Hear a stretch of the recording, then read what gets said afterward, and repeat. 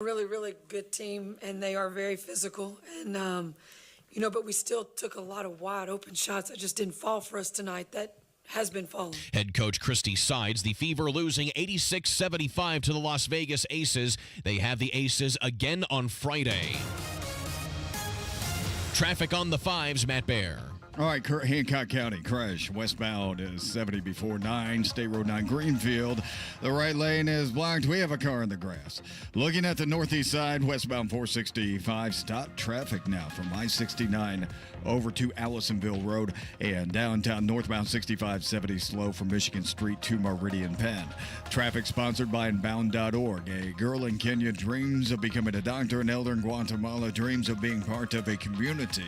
Reach out and change their world, and it will change your own. Unbound.org. I'm Matt Bear with Traffic on the 5s. Follow us at WIBC Traffic. Garage door problems? Call today for service today. Garage Doors of Indianapolis services all makes of garage doors 24 hours a day, 7 days a week. Call today for service today. 875-4577. Call today for service today. Get it fixed right now. Call Garage Doors of Indianapolis at 875-4577 or visit doorstoday.com. In the morning, call 875-4577. Service today. Today. You might wonder, John Legend, how do you keep your voice sounding so legendary? Honey. And how do I keep my protection against COVID-19 up to date? With a COVID shot this season, designed for recent variants. You can get your COVID-19 shot when getting your flu shot if you're due for both, as recommended by the CDC. The fresher, the better.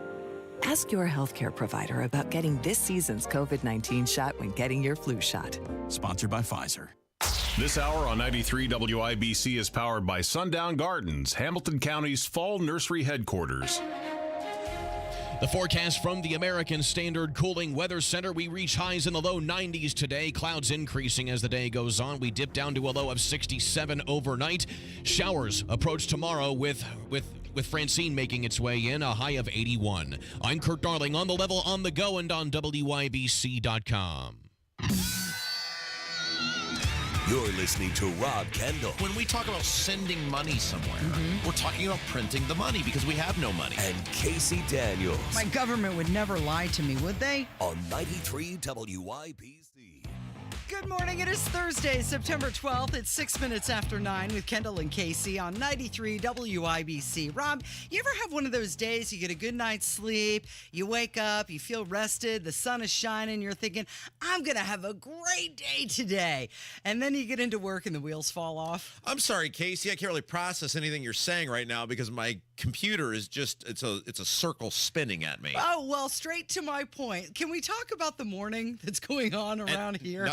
Nothing works. Nothing works. And this isn't even a bathroom problem that's flooded and overflowing. Right. It's not that the printer's not working, which it's not. Right. It's not that the computers aren't rebooting, because they're not. It's the fact that when I got in here today, I pull into the parking garage and the arm was up. Yeah. And the guy's like, oh, yeah, no, the power's out. I'm going to need your card. And I said, huh? And he walked over to my window and said, I need your key card. Yes. So I gave it to him, and he said, okay, well, go down there, but it's really dark. So you're one of the, okay, so just a couple little insider baseball things. I know our audience always loves this. The building we are in is owned by Emmis. The parking garage is owned by somebody else. Okay. But they're adjoined, right? Yeah. And so you basically have Urban One, who owns us, in a building owned by Emmis, and we park in a parking garage owned by somebody else. And Urban One is sort of acting like this bizarro middleman trying to orchestrate everybody together. The problem, I think, is none of it's us, so nobody actually cares. Right. So, like, Mr. Smollian's like, oh, your toilet doesn't work. Well, we'll get somebody on that next decade, right? The parking lot people, oh, you have to drive down into cavern darkness. That's a shame. By the way, the computer is still not working. Did that guy tell you to turn on your headlights when you go down there so you don't run over anyone? So, he did. He said that's what he told me. Well, okay. So so in this parking garage, there are two ways you can go. You can go up, which is where the mortals like me have to go, and then there's the down where people like you, the elite tippy top people like you and Hammer, and you have your badge only works certain places. Yeah. Now, I got here because we recorded State House Happenings early this morning. So they had not yet, they told me they were shutting off the power. Yeah. They had not yet done it. But by the time you arrived, and I get to go up, so everything was lit up there. Yeah, you got some sunlight, Right, some absolutely. daylight. So there is no daylight. So when I go in, I pull down and I'm going underground and there is no daylight. The guy says, turn on your headlights. And I'm thinking, oh my gosh, it's like driving down into a cave. So I do that. I turn on my headlights, find my parking spot, and I realize after I shut the car off, it is pitch black down there. It's not good. So I grab my phone, I turn on my flashlight, and as I'm walking, and he says, by the way, you can't use the elevator, you got to use the stairs. And I said, well, where is that? And he's like, oh, they're back in the back dark corner.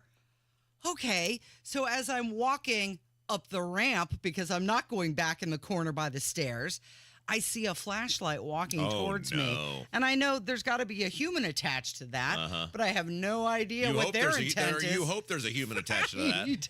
So I do. I go up the ramp and I go outside, down the alley, and then finally into the building to the second set of elevators that were actually working. And here you are. And here I am. Get here. Printer's not working. Computers aren't working. Yeah, so I'd like to point out today, this radio that you're about to hear, because your computer's now working, right? It is now working. Okay. Yeah. Well, technically you do all the work, so it's not really that big a deal. It's okay. But everything you're about to hear from me today, I'm flying blind. I got no computer.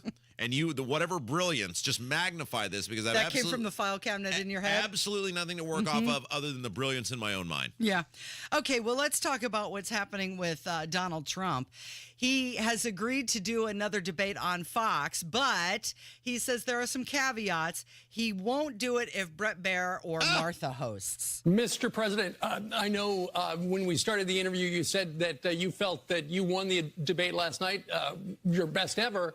I think before the debate happened last night, the Kamala Harris people said that they would actually like to do another debate in October.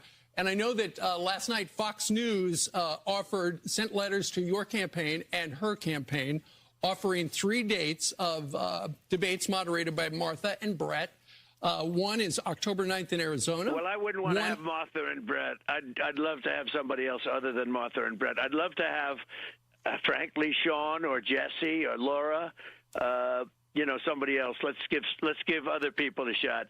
But I didn't think Martha and Brett were good last night. I thought Jesse was fantastic last night. What he said, Jesse really got it. Jesse said Trump won that debate. We won that debate by a lot. No, I wouldn't want Martha involved. Okay, Mr. President. But I would take some others. So isn't that interesting? He's putting it out there. Yeah, I'll do it on Fox, but here's who I want to moderate. Well, one would say, why not? She just got 2 of her teammates to moderate the last debate.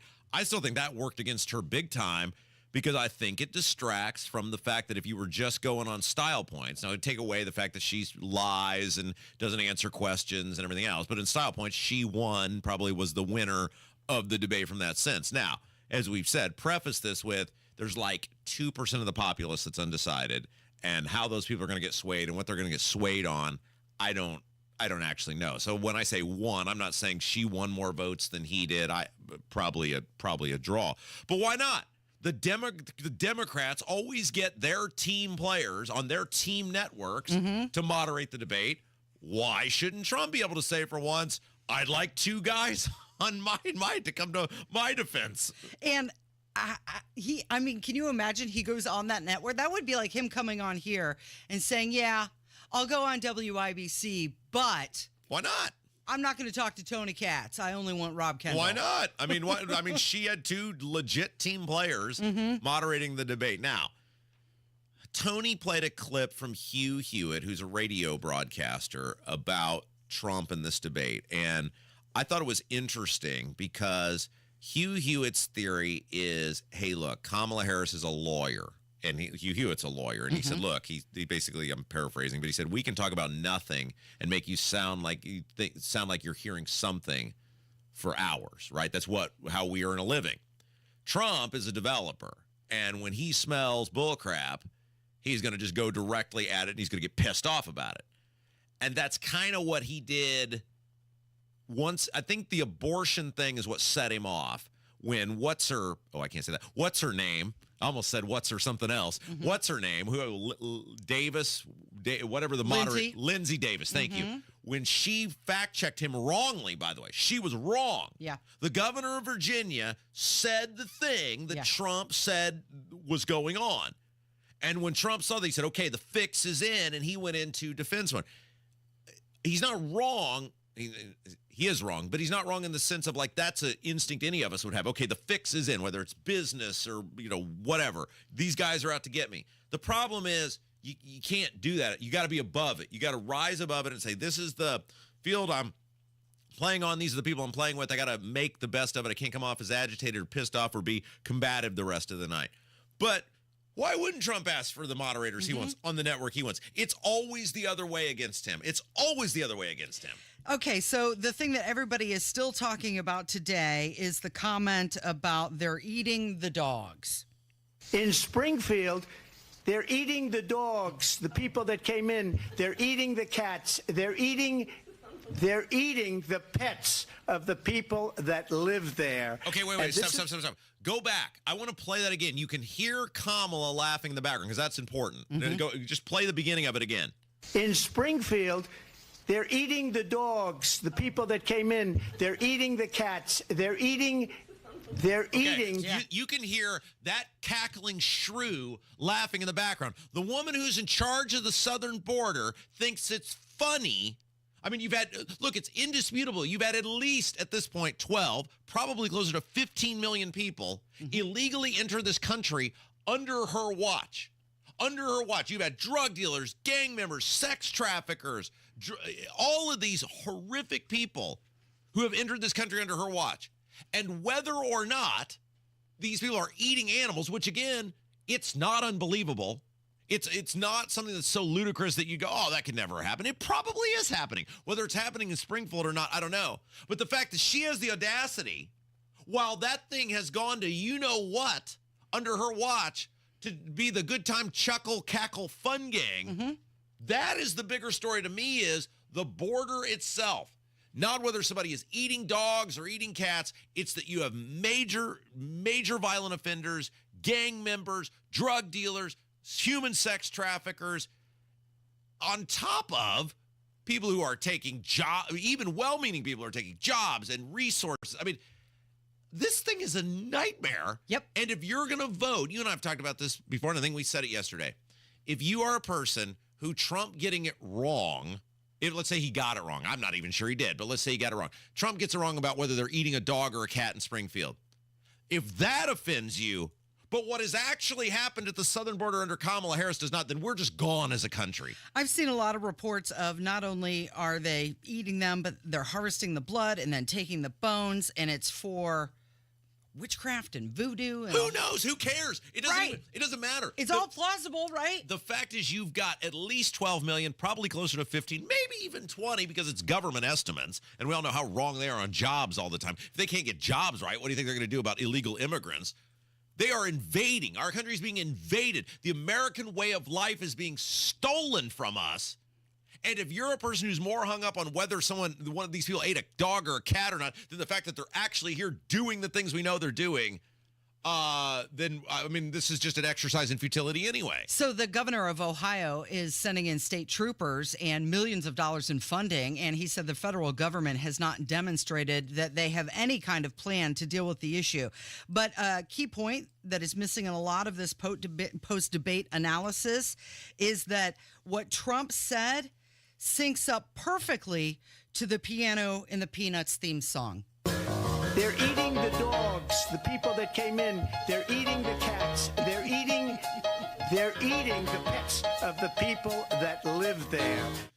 Oh, the internet is so fun sometimes. What are we doing next? We've got to talk about Biden wearing that Trump hat. Oh, We've that's got to great. talk about Caitlin Clark's like of a post, and we also have Jim Merritt on the way. Lots coming up. It's Kendall and Casey on 93 WIBC. Hammer and Nigel. In Detroit, Kamala rolls out this bizarre accent. You better thank a union member for sick leave. You better thank a union member for paid leave. I would love it if that's how she talked in meetings. Kamala Harris goes up there sounding like Foghorn Leghorn.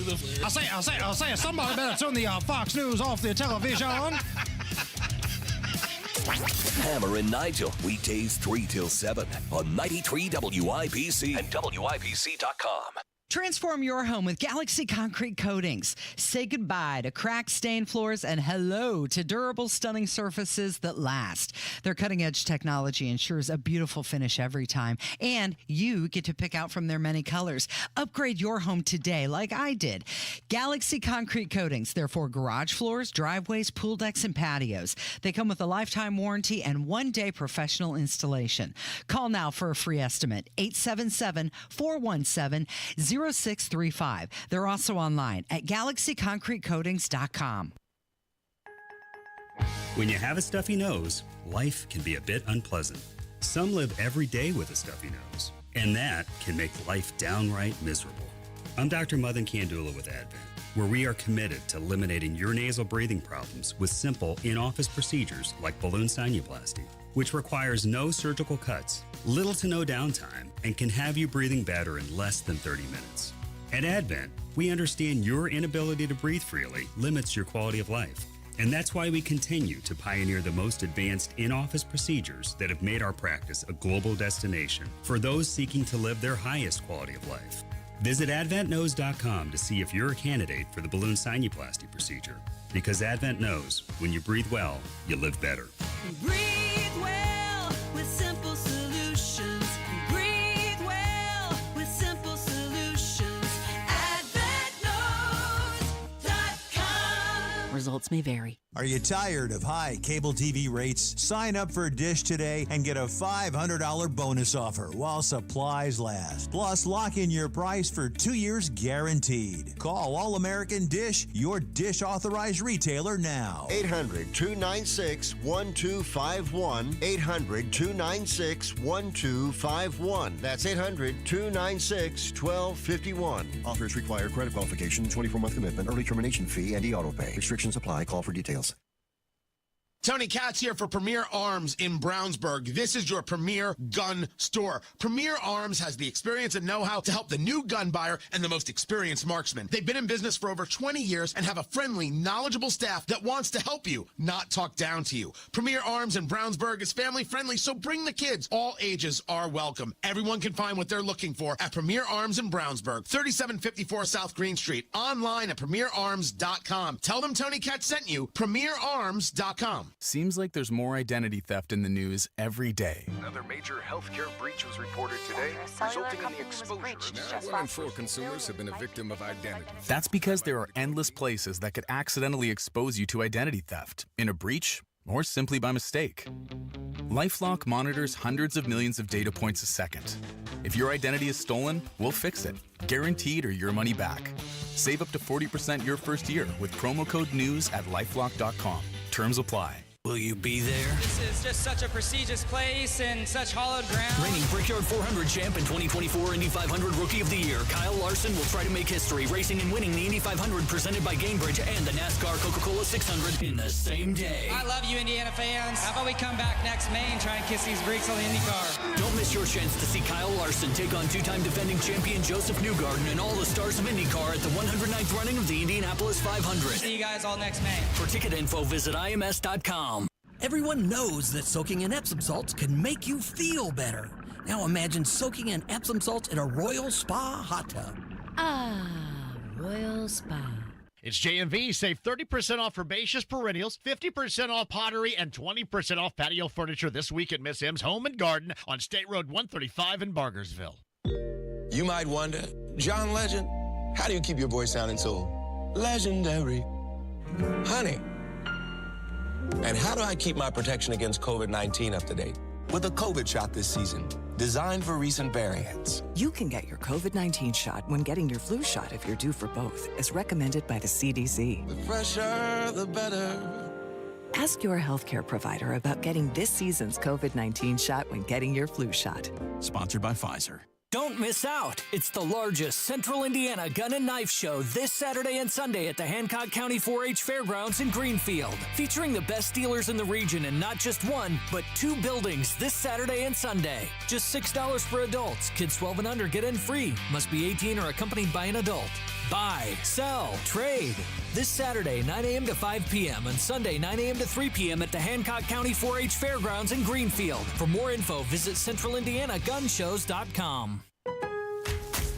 Lowe's knows to start fall projects, you need reliable outdoor power equipment from Ego. Right now, get your choice of a select 56-volt blower or chainsaw for $249. The 56-volt technology powers over 80 tools, so you can switch from blowing leaves to cutting trees with ease. Save time and money with Ego, the #1 rated brand in cordless outdoor power. Valid through 10/2 while supplies last. Selection varies by location. Item number 5207558 and item number 4354078. So there's a video of President Biden. You remember him. He's wearing a Trump hat. He was visiting a Shanksville fire station after a wreath-laying ceremony in the town, and he went into the fire station, had a little conversation with some people that were sitting around, and one of the guys actually convinced him to put on a Trump hat, and this is what it sounded like. Trump hat, I'll give you my presidential hat. Presidential seal on it. You going to autograph it? Oh, sure, I'll autograph it. Huh? Yeah. You remember your name? I don't remember my name. I'm slow. You're old part. You're an old part. Yeah, I know, man. I'm an old guy. And you're an old part, right? I know you would know about that. What? About being old. Oh, I know. All right. I'm a young timer. Huh? You know, he reminds me of the guys I grew up with. There was always one in the neighborhood. Yeah. Well, I'm the only one. There you go, man. I need that hat. You want my autograph? Hell no. You know my name. Come on. I ain't going that far. Yeah. You said you would do a selfie. There you go. All right. So just to kind of reset what happened here in case because some of that audio is hard to hear. He's talking to a group of veterans. And there's a guy sitting there. It's like tables, and the guy sitting in front of him is wearing a "Make America Great Again" hat. Biden starts talking off the cuff like he does, and some of that is actually okay. I mean, some of it was kind of good fun, good humor, and he starts getting into it with this guy who's sitting there. He's got the "Make America Great Again" hat on, and he says something about, "You want my autograph?" And the guy says no, and then somehow he ends up with the Trump hat in his hand, and people start shouting, "Put it on." And that idiot put it on. He did.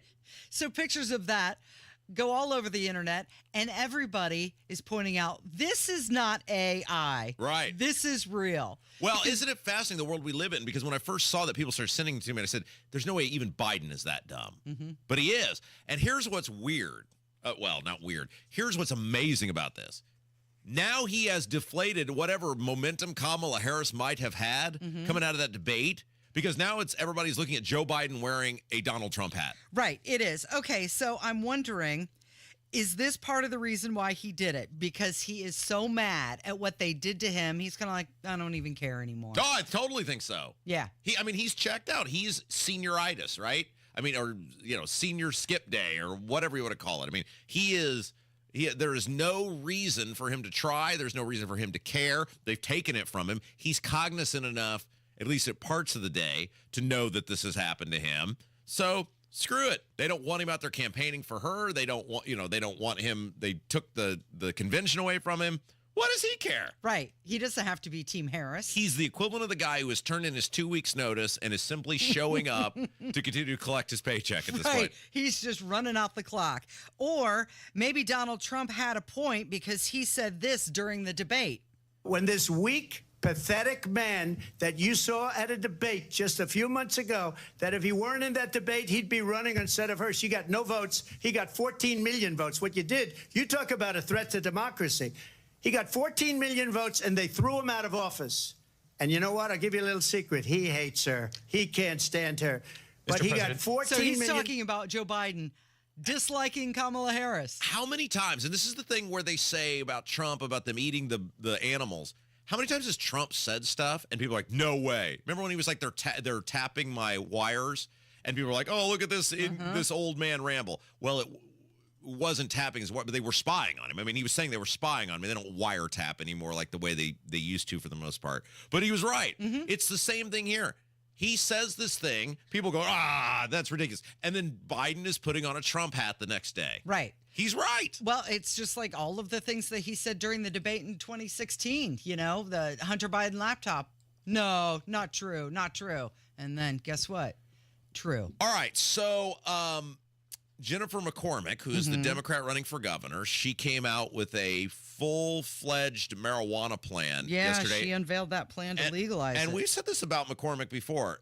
She is very likable in person. She has a wonderful personality, and you kind of become enamored with her until she starts talking about her positions on things like, I don't know, no limits on abortion, no more private schooling, no more help for charter schools, no accountability with local governments, and schools can do whatever they want. And I mean, she has all these extremist positions, but she does have some things that she'll put out, and you go, wow, if she was like that on everything, she'd be really endearing to people.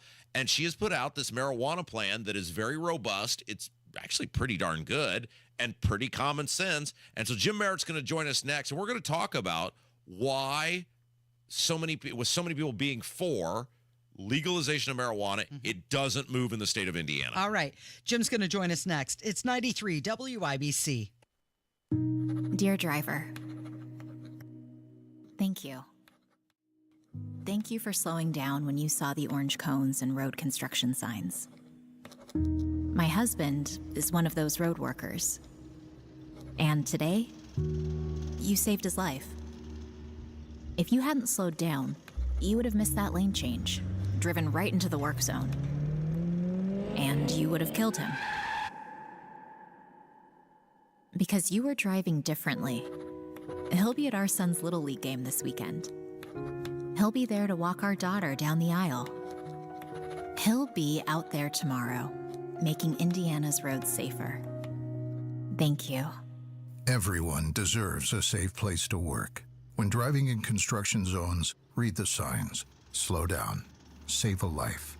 We're all in this together. A message from Indiana's District Council of Laborers International Union of North America and affiliated locals. 93 WIBC Mobile News. On the level. On the go. Out campaigning. It's sunny and 69 downtown. I'm Kurt Darling. Here's what's trending at 9:30. Vice President Kamala Harris is hitting a key battleground state of North Carolina for a pair of rallies in Charlotte and Greensboro today. Her GOP opponent, former President Trump, is also campaigning. He's scheduled to speak in Tucson, Arizona. Mixed feelings about the latest inflation report. The producer price index showed some signs of improvement in August, though the PPI rose 0.2% last month and up 0.3% excluding food and energy, more than expected, and an increase from July. The PPI for the year ending in August improved to 1.7%.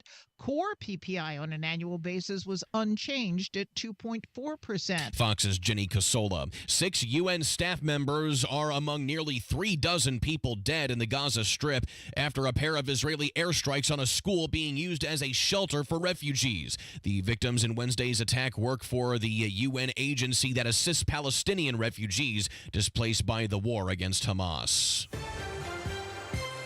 Your opening bell report on 93 WIBC, brought to you by Absolute Wealth Management, LLC. Off of that inflation report, stocks are mixed. The Dow is up 51 to 40,961. The NASDAQ is down 3 to 19,297. And the S&P 500 is up 6.5 to 5,567. I'm Kirk Darling, on the level, on the go, and on WIBC.com. After college, Mike Braun could have gone anywhere. He chose to move back to his hometown of Jasper, Indiana. There, he started a small business, kept his head down, worked hard, and turned his small business into a national company, employing thousands of Hoosiers. He'll use that same determination for us. Lead the charge on lowering the price of gas, groceries, energy. Take on the big healthcare companies to increase healthcare access and lower costs. And Mike will improve education across our state by increasing school choice. Mike will make our streets safer, back the blue, and stop illegal immigration if the federal government won't.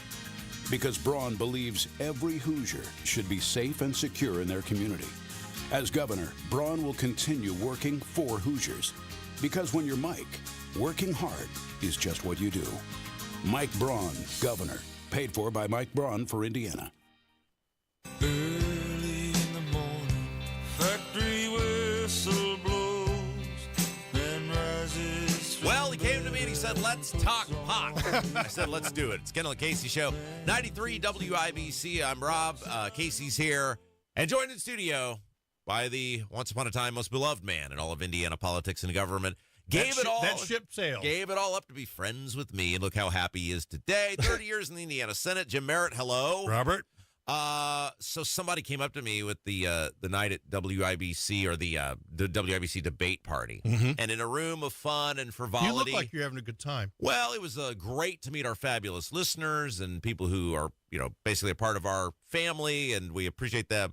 But in the midst of all this fun and how much they enjoy the radio station, some guy came up and with the finger in my face, let me know how offended he was that you and I are friends, and how dare I give a voice to a guy who is such a part of the establishment. Welcome to the club, Jim. You're a radio guy now.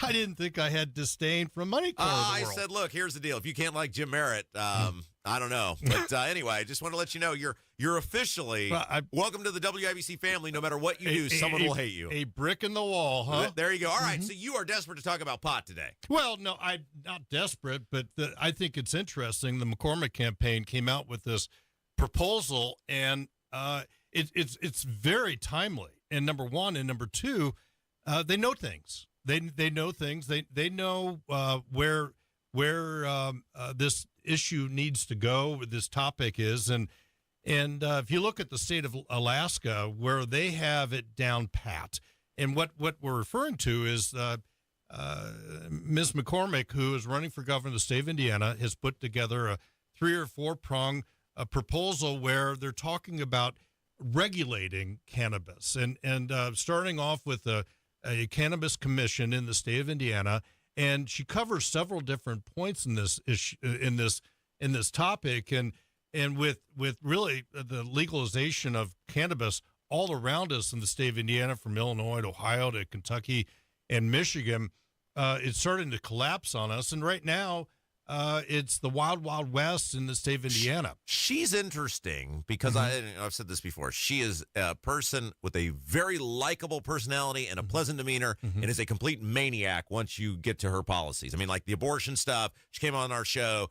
Clearly, she's for on-demand abortion, like from conception to live birth. If you're not going to give me a number, then that's what you're for. Her property tax plan is utterly ridiculous. It runs out of money basically within 4 years. That's if you don't do any other budgetary increases. I mean, that's a joke. Her public education plan, totally radical and extreme, total giveaway to unaccountable local public schools. But then it's like she did things like that, like the ethics reform. And I go, that's really good.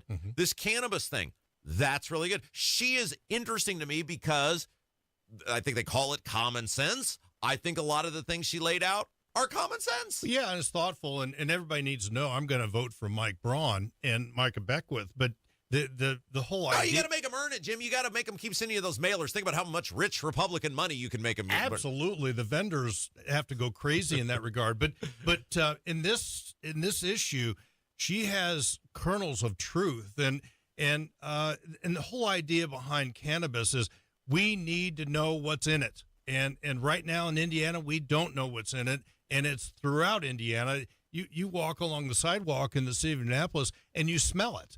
And the issue here is regulating it, documenting it, and as well as standardizing it. And so the whole bottom line here is she has a lot of points in this proposal that is the start of the regulation and the standardizing it. And it's a good proposal to start off. And we know that Senator Braun supports the medical aspect of cannabis, but I think because it's all around us, and most states, I think 40-some states have legalized it. But the bottom line is the idea of regulating it so we know what's in it, and I expect the legislature some point to come to the table because the federal government actually is getting to it as well. The other problem she has is, and we've talked about this before. She's not going to win. Well, she's not going to win, of course. But the other problem she has is she's putting this out. But we've seen it. We see it with every election. And you and I have talked about this before. Abdul and I have talked about this before. Casey and I have talked about this before. You go, why won't the Republicans, where in an issue where 80% of the people want something, it seems like a political slam dunk. Clearly, the Republicans have polling data that shows while people may want it, it isn't what drives the vote. Like there's a small percentage of the population that are marijuana-based voter. They're very loud. Right. They're very passionate. But the actual percentage of people who are voting based on marijuana is like minute. Right. And I've tacked on this. I've tacked on this for a couple of years now that I understand the problem behind use in the state of Indiana. But you can't bring people along to understand that if you regulate it, you tax it, and you get a control over it, it's so much better for the state of Indiana. And it's not just the smell of a marijuana joint or cigarette. It's the vaping, it's the gummies, and it's the illegal drugs that are being sold at gas stations. People have got to see the absolute truth that we need to put arrest this issue in the state of Indiana, and the way you do that is regulate it. Yeah. Okay. So, are we ever going to see this? I mean, so like the things in her plan. It's just, you get almost angry about it because it's like these things are all of them pretty common sense. Like according to Capitol Chronicle, establishing the Indiana Cannabis Commission. Okay, that's who's going to regulate it and oversee it. Establishing a medical marijuana industry certainly seems to make sense. Transition to adult use cannabis for full legalization outside of medical marijuana, again, makes sense. What you do in your own home is up to you. Regulating hemp-derived THC. And then lastly, they talk about the economic benefits, which they claim, I don't know, it seems a little high, but $172 million in tax revenue annually for Indiana. I think it's pie in the sky. Yeah, I that's think pretty high. What they don't talk about is distribution. Who is going to sell it? Bingo. So that's the thing, right, is everything Indiana gets into with these vices or whatever you want to call them, whether it's game. Look, gaming's a disaster, right? I mean, look at the people who've gone to prison related to gaming over the last couple of years. The alcohol industry. But the money. Well, right. But look at the alcohol industry. Yeah. I mean, the alcohol industry is totally corrupt. And look what happened during COVID, where, hey, churches are shutting down, but conveniently liquor stores remain open. Oh, and it just so turns out that Kyle Hupfer, the GOP chairman, is part owner in 30-plus liquor store. I mean, the alcohol industry, the laws are stupid. They don't make any sense. Totally corrupt. And so I think people like us look at it and go, how are you guys going to rig this marijuana industry to benefit a very select group of people who just happen to donate to the right people and causes? Robert, it goes back to the winners and the losers, and there will be a selection of who gets to distribute it. Is it going to be in liquor stores or is it going to be in dispensaries? And but the bottom line here is that you and I think McCormick touches on this is what are the best practices, right? And there are states that actually have regulated cannabis in the right way, and I mentioned Alaska, and as well as I think Arizona has done a good job. But it's up to the legislature, and I don't know when this is going to happen. It would be good if you just put an infrastructure together, not distribution, but a commission. So when the federal government, and they will come with this, because you see a referendum in Florida. Most states are starting to get to this, and the federal government has to come along and make it legal and regulated for all the states. And just like your food with the FDA, there's got to be a stamp approval somewhere. I have a political question for you because, and we got into this a little bit on State House Happenings. McCormick is very nice in person. He's a great personality. If you were just, hanging out at a ball game or the bar, and this sounds like you. Yeah, yeah. You're nice in person. And you see things like this, and you go, that makes sense. And then you see like her ethics plan, and you say, hey, Republicans in this state are totally corrupt, and this needs to happen, and a lot of that stuff makes sense. And now I'm listening to you. Why wouldn't you, if you were like an advisor to her, have gone to her and said, okay, you've got so many areas that you can drive a spear into Braun and the Republicans. Just seed the ground on the stuff you can't stop anyway, which is like the abortion stuff. Like, just come out and say, that's the law right now. even if I'm elected, there's not the votes to overturn it. I'm not dealing with that right now. I'm getting on the kitchen table issues because there's so many people that are sick of the Republicans' crap that would be open to voting for her, but then they hear that and they go, nah, I'm not letting you murder a 9-month-old fetus, lady. That ain't. And she chooses. Why wouldn't somebody have gotten a hold of her and said, just seed the ground on these things you're not going to stop anyway, get them off the table, and now you got a chance to pick up these moderate Republicans, these independent thinkers who don't like the Republicans. Well, you also, when you're running as a Democrat in the state of Indiana, we both know that there's 45, 46%, maybe a little less, Democrats in the state of Indiana that service the base. And these candidates, presidential, governor, U.S. Senate, they always feel like, and Donald Trump is a part of this as well, I've got to keep my base. Yeah. And if I don't talk about these issues, I'm going to lose my base. And if I lose my base, I'm going to lose the election bigger than I thought I was going to. Of course, they all think they're going to win. But, it's one of those things where, if I do that, is that 45% going to be there? And I'm really going to be beat badly. And so they're always talking about, they don't get it, man. Yeah, they don't. got to take a chance. Yeah, you got to do something different. Yes, exactly. And this is different. Yeah, because this is well thought out. But the point is, it's stuff that could pick up votes for her from people if she wasn't so extreme on a lot of these public education things and she wants to get rid of school choice, period, altogether. Right.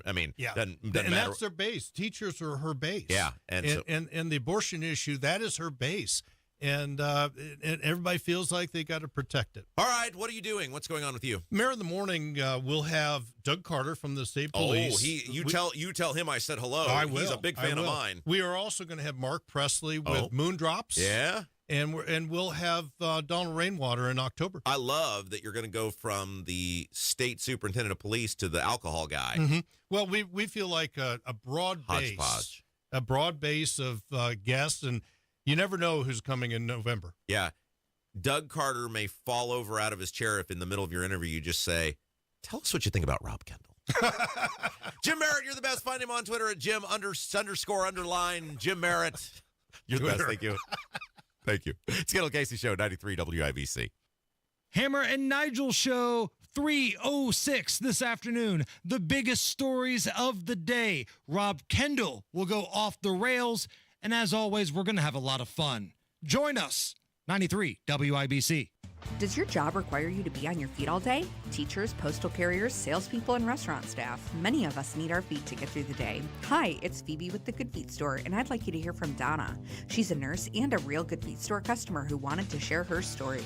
Oh, I have to tell you, I have struggled with pain in my feet. I was diagnosed with plantar fasciitis. With the 3-step program, it really fits to your lifestyle. I work in a hospital. I'm a registered nurse, so being on my feet, walking throughout the hospital during the day, I am free from any type of pain. And after working a 12-hour shift, I go home and my feet do not hurt. Whether you're a nurse like Donna or anyone wanting to enjoy work without your feet getting in the way, come see us at the Good Feet Store. We're located in Castleton by the Fashion Mall or in Greenwood just off the 65. Learn more at goodfeet.com. Good Feet Arch supports are HSA and FSA eligible. Book an appointment for your free personalized fitting at goodfeet.com or just stop in. Walk-ins are welcome. Helping people live pain-free, 2 feet at a time. Fox, CNN, other news sources are reporting home prices are expected to decline into 2025, even after the election. Maximize your home sales price now before this downturn with the agent proven to sell for top dollar, Mark Dietl. Maybe you're worried about costly repairs or upgrades to sell your home. Mark Dietl guarantees your home sold at a mutually agreed upon price and deadline, or he will buy it. Listen to what Sarah in Fountain Square had to say about working with Mark Dietl. After investing in a property in Fountain Square, I ran into some financial trouble and needed to sell the place fast. After hearing about Mark Dietl from friends, I hired him. Mark was able to sell my property within weeks for over list price. Call the local Indianapolis agent I trust and recommend and the agent who guarantees your home sold or he'll buy it. Call Mark Dietl at 317-755-4232 for all the details or go online to markdietl.com. That's Mark, DIETEL.com, markdeedle.com. Tell him Rob sent you. The hot summer and the hot deals are coming at Tom Roush Lincoln. 0% for 60 months is back. Get 0% APR for 60 months on every new 2024 Lincoln Navigator. Plus, get an additional $4,000 off MSRP. You can also take $3,000 off every new 2024 Lincoln Corsair 70 available. So get in here for one of those hot summer deals at Tom Roush Lincoln in Fishers. For well-qualified buyers with approved credit. Not all buyers will qualify. Taxes and dealer fees extra. Stock number L24401. MSRP 107,425. Stock number L24284. MSRP is 43,435. See dealer for complete details. It's all in the numbers with Window Nation. They installed over 200,000 windows last year. That's 40 times more than the average window company. Over 20,000 online positive reviews. Do you know how hard it is to get a positive review online? Buy 2 windows, get 2 for free. 0 down, 0 interest for 24 months. Call 866-90-NATION or visit windownation.com. 866-90-NATION. Tell them Hammer and Nigel sent you. Are you concerned about rising gasoline taxes? I'm Donald Rainwater, Libertarian candidate for governor. Hoosiers currently pay sales tax and excise tax on gasoline to the state. No one should pay 2 taxes for gasoline. So my plan is to abolish the gasoline excise tax in Indiana. To learn more about my plan to make Indiana government less taxing, go to rainwaterforindiana.com. My name is Donald Rainwater, and I approve this message. Paid for by Rainwater for Indiana. Hey guys, it's Rob for Universal Windows Direct. What an incredible deal going on at Universal Windows Direct right now. But before we get to that, one of the things I love about Universal Windows Direct is they back up their work with a true lifetime warranty. That's for as long as you own the home, and a 20-year warranty to the next homeowner. I think if you're selling your house, that might help. Hey, you buy this house, you get these windows for 20 years. Boy, howdy. All right, now the deal. You call today, Universal Windows Direct, 317-659-7574, 317-659-7574. And for every 2 windows you buy, you're going to get the next 2 free. No limit. Buy 2, get 2. Buy 4, get 4. Buy 20, get 20. Plus 0% financing for 36 months. Now, there are some restrictions that apply. So to get all the information on everything about Universal Windows Direct, call today, 317-659-7574. Oh, yeah, and when you call that phone number, 317-659-7574, tell them Rob Kendall from WIBC told me to call. They're going to take $250 off your project just because they can. See everything on the web, uwd.com, uwd.com, Universal Windows Direct. Tell them Rob sent you. You might wonder, John Legend, how do you keep your voice sounding so legendary? Honey. And how do I keep my protection against COVID-19 up to date? With a COVID shot this season, designed for recent variants. You can get your COVID-19 shot when getting your flu shot if you're due for both, as recommended by the CDC. The fresher, the better. Ask your healthcare provider about getting this season's COVID-19 shot when getting your flu shot. Sponsored by Pfizer. Hey, what's up? It's Hammer from the Hammer and Nigel Show. You guys rocked it at our WIBC debate viewing party at 416 Wabash. That place is so cool. You guys were the stars of the show. And if you're looking for a place to have your next event, whether it's a wedding reception, class reunion, you name it, check out 416 Wabash. As a wedding DJ, I've played a lot of venues, and I got to tell you, 416 Wabash might be the coolest. 416wabash.com. Tell them Hammer and Nigel sent you. Well, you've had more than a day to think about it. Now that the debate has kind of sunk in and marinated, have you changed your mind or how you felt about it? Yeah, I'm going with Harris. I'm all in. Those non-answers, I mean, they just swayed you. Yeah. When I, after it first happened initially, I was really disappointed in Donald Trump and everything. And some of the times he kind of went off the road a little when he should have been more focused. But now that I've had more time to think about it and let it sink in, I'm thinking, no, you know what? He did better than I originally thought. Here's the thing about the debates, okay? And this only happens when Republicans do bad. A guy who started his debate with the phrase, hi, good night, everybody, became a United States Senator. Yeah. He couldn't even form sentences. Like, he wasn't even forming sentences coherent enough for us to agree or disagree with. He was elected in Pennsylvania to the United States Senate. So don't tell me that Pennsylvania has some stringent standard on debates. What's worse, some guy potentially getting it wrong about illegal immigrants, which are flooding across the border in record numbers, allegedly eating animals, or some guy who can't form a sentence, period. I mean, this is the laughable thing to me. Whenever a Democrat does bad, oh, well, you know, they just had an off night. The people are still with him or her, blah, blah, blah. When Trump, that's it. It's all, I mean, it's over. It's amazing how it's a one-sided affair. Well, according to Nate Silver's election model, Trump still remains the favorite. He put this out just last night. Trump's sitting at 61%, Harris at 38%.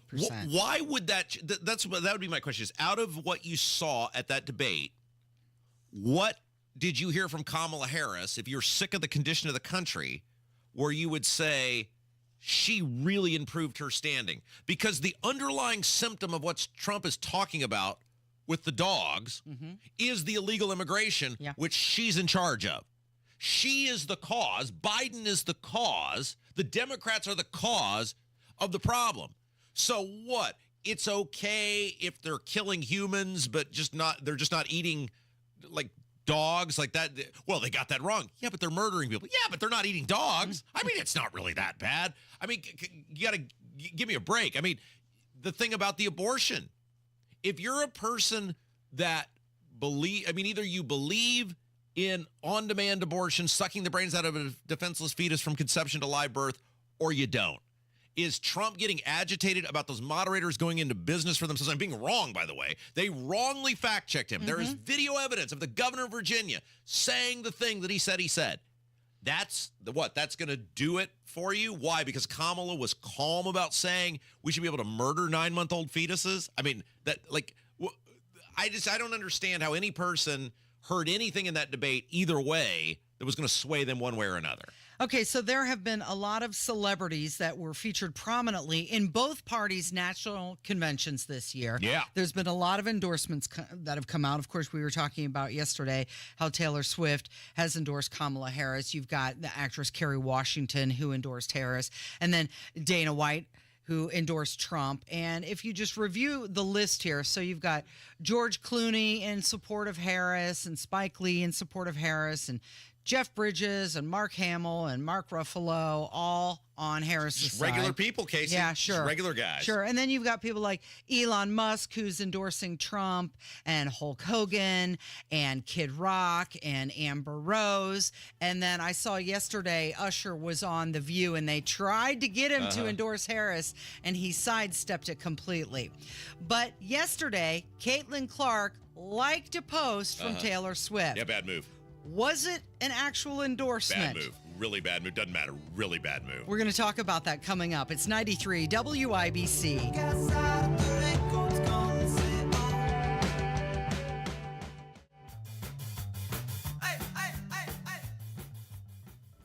Cindy Carrasco has spent a career holding the powerful accountable.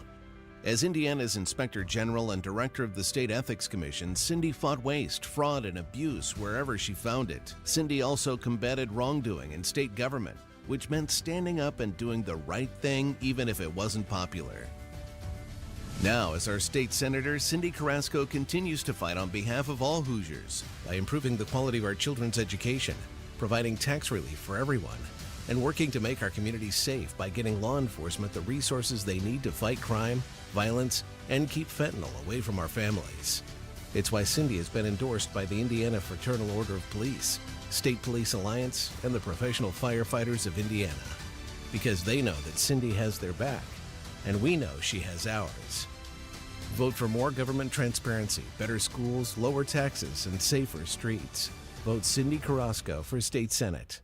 Paid for by Cindy for Senate. It's common knowledge that after age 30, our metabolism changes. We have less energy and gain weight easier. There's a way to feel better, not in years or months, but sometimes in just days. I'm Chuck Norris. I tried everything. Working with a team of health experts, we came up with Morning Kick. Morning Kick is a revolutionary new formula that combines all my favorite supplements into one daily drink. Morning Kick has probiotics to help you lose weight, prebiotics for digestion, superfoods for muscles and joints, and powerful natural anti-aging supplements. It'll help you feel youthful, energized, and helps manage stress. I look and feel better than I have in years. Go to roundhouseprovisions.com, use code HEALTH, or text HEALTH to 511-511 and claim 40% off.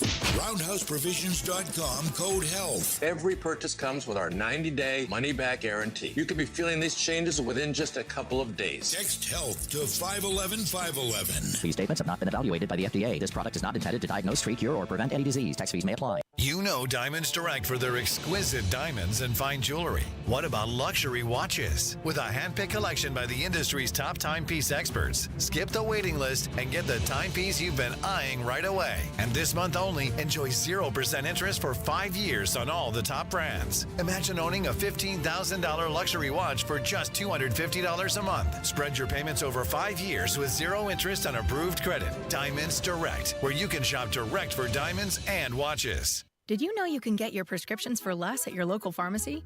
You can with GoodRx. It's the free app that can save you money on your medications. Just search for your prescription, choose the pharmacy and the price that works best for you, and then show your GoodRx coupon to your pharmacist at the drop-off counter. GoodRx works at over 70,000 pharmacies, including Walmart, Rite Aid, and Walgreens, and it works whether you have insurance or not. It's easy to save. Next time you drop off your prescription, check GoodRx. To start saving today, go to GoodRx.com. GoodRx is not insurance. Coming up in 2 minutes, a couple of police shootings Wednesday and a man killed in a separate shooting on the west side this morning. Plus, Donnie Burgess reports on a setback for Richard Allen's defense and a tough test for the Ball State Cardinals this weekend. I'm Kurt Darling. That and more coming up from the Technology Recyclers Studios after Fox News Radio at the top of the hour. You're listening to 93 WYBC, WYBC HD1 Indianapolis. It's 10 o'clock. Vice President Harris is in the lead. I'm Dave Anthony, Fox News. The Democrat has the edge over former President Trump, and new Fox News power rankings just out for the Electoral College. Our forecast at the moment has Kamala Harris the lead. We've got her at 241. We've got Trump at 219. You need 270 to win. That's the magic number. Fox's Bill Hemmer. There are 6 states still considered toss-ups, including Arizona, where there will be a Trump rally today. Georgia is also a toss-up, and so is North Carolina, where Harris will campaign today. The vice president is getting aggressive. This is a state, North Carolina, that Donald Trump won twice, and it was slipping away from Joe Biden again before they lost him from the ticket. And now the Harris team is trying to capitalize on what they see as debate momentum. Fox's Peter Ducey in Charlotte, almost 2 months after the Trump assassination attempt at a rally in Pennsylvania, also a toss-up state in the Fox rankings. The acting Secret Service director will give lawmakers a classified briefing. We're also learning that multiple retirements are in progress, including the agency's assistant director, Michael Platty. Other names have yet to be made public, but so far, at least 5 agents have been placed on leave. Fox's Brooks Singman. It's day 6 of the manhunt for the Kentucky highway shooter as police keep going through a densely wooded area south of Lexington. Governor Andy Beshear says the newest information I've received is that 4 of the 5 victims have been released from the hospital, and the 5th is expected to survive. Francine, now a tropical depression, is dumping heavy rain on Mississippi and Alabama after hitting Louisiana as a hurricane, leaving flooding and more than 400,000 power outages. We got an update to the economy this morning showing wholesale inflation rising and falling, depending on how you measure it. The producer price index showed some signs of improvement in August, though the PPI rose 0.2% last month, more than expected, and an increase from July. The PPI for the year ending in August improved to 1.7%. That's Fox's Jenny Casola. America's listening to Fox News. 93 WIBC Mobile News. On the level, on the go. Shootings everywhere. It's 74 and sunny downtown. I'm Kurt Darling. Here's what's trending at 10:02. A man injured in a police shooting in Indy yesterday. IMPD Assistant Chief Michael Wally explains how it happened. IMPD North District officers were dispatched to the 7800 block of River Road for a check the welfare of a female who was not answering her phone. And they made it to an apartment complex and heard a woman scream inside, so officers went in, and one of the men fired his gun at them. Wally says 2 officers returned fire, hitting the man. He was taken to the hospital and survived his injuries. 2 men also arrested after stealing 2 box trucks during a chase on the southwest side that went into Plainfield at one point Wednesday evening. One of the men who was shot by a Plainfield cop at the end of the chase is expected to survive as well. A person person detained in a fatal shooting on the west side this morning. Initially, that call came out as shots fired. Their arrival, they located a male on the ground, believed to be an adult. Officer Tommy Thompson, that man was pronounced dead at the apartment complex near West Michigan and Holt Road. The defense team for the Delphi murder suspect will not get to challenge the evidence ruling from the court. Donnie Burgess reports. Special Judge Fran Gall denied the appeals request from Richard Allen's lawyers Wednesday. The defense is prevented from using Odinism or third-party suspect theories at trial, and they tried to fight that order, but the judge still said no. Judge Gall also denied yet another attempt from news media to gain better access to court proceedings. Trial still set for October 14th. Donnie Burgess, 93 WIBC Mobile News. Gas hasn't been this cheap in Indiana since January. The average throughout the state today is $3.16, says Gas Buddy. Gas is going for $2.63 down in Evansville. A big challenge for the Ball State Cardinals this week. They head south to face number 10 Miami. It's a game, and obviously Miami's a good football team. They're doing some really good things through 2 games here. It's going to be a great challenge, but we're going to work hard on us. We're just going to have a great week of preparation. Cardinals head coach Mike New. I'm Kirk Darling, on the level, on the go, and on WIBC.com. Greetings from R&R Agency, your Indiana health insurance pros. And a thank you to our loyal customers for making our agency a national sales leader for the 7th straight year. We recently saved a family of 4 over $500 monthly when compared to their ACA plan. It's still Obamacare, right? We recently saved a 61-year-old retiring couple over $600 when compared to their COBRA plan. Breaking news. We are now able to offer health insurance to employer groups of all sizes with 2 of the largest insurers in the Midwest. We'll be here when you need us. Quoting my favorite president, what the heck do you have to lose? We can help. As always, God bless America, or at least what's left of her. Call Ron or Terry at 317-563-0868. That's 317-563-0868. Or go to rragency.org. That's rragency.org. A health plan managed and chosen by you, not the government. This hour on 93 WIBC is powered by Miss M's Home and Garden, Johnson County's Fall Nursery headquarters. You're listening to Rob Kendall. When we talk about sending money somewhere, we're talking about printing the money because we have no money. And Casey Daniels. My government would never lie to me, would they? On 93 WIBC. Good morning. It is Thursday, September 12th. It's 5 minutes after 10 with Kendall and Casey on 93 WIBC. So she said in an Instagram post, I've done my research and I've made my choice. Your research is all yours to do, and the choice is yours to make. I also want to say, especially to first-time voters, remember that in order to vote, you have to be registered. With love and hope, Taylor Swift, Childless Cat Lady.